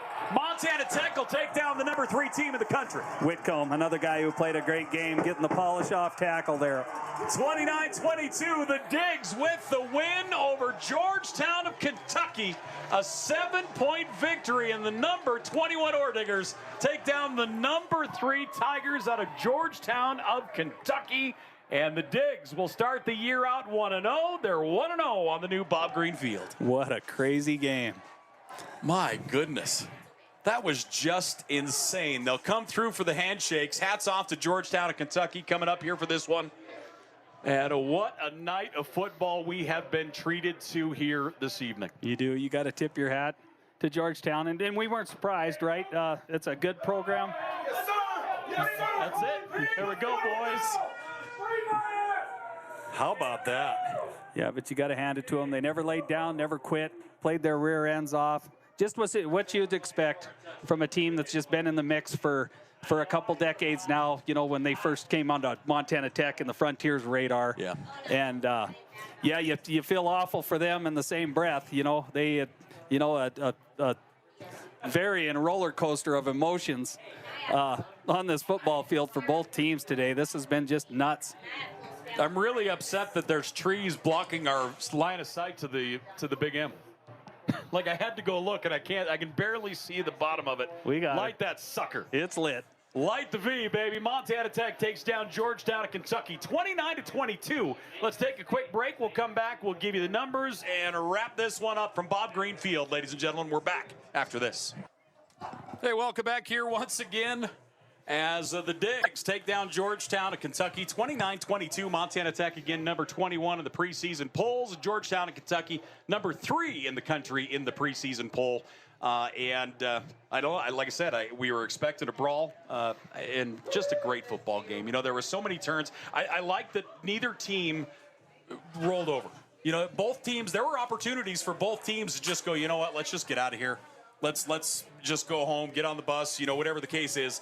Both teams had opportunities, and it says a whole lot about both coaching staffs and the character of these teams that they maybe extended a digit and we're like, all right, let's go fight. Yeah, it was a really hard-fought, hard-hitting football game. You know, the tough, I guess the good news is it's a Thursday night game. You're going to get a couple extra days, both teams, before their next, you know, the 9 or 10 days before their next game, which is nice because there are a lot of banged up bodies out here today. Yeah. And getting back to the Georgetown Tiger who went down and was taken off on the ambulance. Hopefully he's doing good. Yeah, the thoughts go out to him and his teammates and, of course, his family. But, yeah, it was a hard-hitting game. Certainly some guys, some bumps and bruises. They'll get a couple extra days. More than usual to heal up, and they're both going to need it. They're heading into their conference play, and Tech's got to go to Carroll, and that's never an easy affair. And so, yeah, just a lot of momentum. You know, you're going to get a lot of momentum coming back from this. But yeah, it's funny. Montana Tech ends the game with a long completion to Alexander for the win because that passing game just did not look real crisp all day long. And it's kind of surprising, right? Well, and it's so out of character because we have grown so accustomed to watching that. I mean, it was such a well-oiled machine every minute of last year. Yeah. And so hopefully maybe it was just that one completion that's going to spark, a little more gel in that offense throwing the football. But, yeah, I mean, you can take a lot from this, but the number one thing is to get in that locker room, training room, home, eat right, and heal up because yeah, this was a hard-hitting football game here today. Well, let's run through the numbers. Please jump in at your leisure, my friend. Let's start things off. Let's go with Georgetown of Kentucky. Georgetown ran 56 plays for 290 yards on the day. They kept Neal under 100 yards. That's a great day at the office when you hold a first-team All-American to under 100 yards on the ground. He goes 20 carries, 93 yards, no touchdowns, average 4.4 a carry. Ackerson had 6 carries for 37 yards. Through the air, Slunaker was 10 of 21 for 158 yards. He had 1 touchdown. He was sacked 3 times, which is a great number to see. It's another one we didn't get much pressure last year, and he threw 4 interceptions in this ball game here tonight. On the other side for Montana Tech, they ran 63 offensive plays for 355 yards. Blake Thelen was 13 of 26 for 134 yards and 1 touchdown coming right there at the end. Lander Smith, 34 carries, 201 yards for Lander Smith on the day. He had 2 touchdowns, average 5.9 yards a touch. Then from there, receiving, Torgerson. Kyle had a great ball game, 6 catches, 66 yards. Wyatt Alexander, 1 catch for 31 and a score. Dillon Snyder, 2 for 14 in that 2-point conversion. Logan Kennedy had a catch for 14. And, yeah, I mean, that's where we stand. The big one across the board for both of these teams is turnovers. You know, turnovers played a huge factor. You know, they do in every game of football, but turnovers were a monster factor in this football game. I just don't anticipate that being a problem with Lander Smith moving forward. I mean, he's fighting for yards. He's a dog. He goes hard, fights for every extra yard, and sometimes you just maybe get a little careless with the football. That's something he will correct. I don't doubt that. But I want to go back to, you know, the question mark coming into this season after last year was, you know, clearly the defensive front play. You know, Tech was solid there last year, but just not real deep, right? You look at guys like DJ Brown and Anthony Oakes and Newton and DeVos, a whole bunch of them in that defensive front, played their rear ends off today, ate up blocks. They allowed Wyatt to get to a lot of tackles. They allowed Beller to make a lot of plays. And outside on the edge, I just don't see many people playing better football than Whitcomb right now. He's all over the place. He got a hand on a football and handed Jaden Downs one of his interceptions. But he made the big play there at the end, the last tackle, how fitting. But he just played a great football game. So many good efforts here today, but you got to tip your hat to that defensive front, you know, those 4 down guys and that linebacker set. You know, whether it's a nickel in there or the 3 linebackers, they played a good game today. They learned early from when they were getting beat a little bit and really shut this team down in the second quarter. And hats off to Georgetown. They came back in the 3rd and 4th, and they were able to move the football a little bit. But this defense they didn't ever really look porous. No. You know, when they did at times last year. So, you know, that's an improvement, and it's going to help them. Just hopefully they're all healthy going into next week, because they're going to have to be as good or better next week. That's the deal. So once again, our final 29-22. Montana Tech takes down Georgetown of Kentucky. Our thanks for joining us here on Digger Vision. I'm Paul Panisco alongside Ron Haskett and our incredible crew, as we had a bunch on the cameras, our crew in the booth as well. Hopefully you enjoyed the broadcast. And again, thanks for joining us. The Digs 1-0 on the year as they're number 21 of the preseason poll. They take down Georgetown of Kentucky, the number 3 team in the country. And again, Montana Tech on the road next Saturday as they'll go to Carroll College, the first night game at Nelson Stadium. And certainly we will see you in Helena. So until then, ladies and gentlemen, for Ron Haskett, I'm Paul Panisco. Thanks for joining us here on a Thursday night. Have a great remainder of your night and a fantastic weekend. We'll talk to you soon. Take care.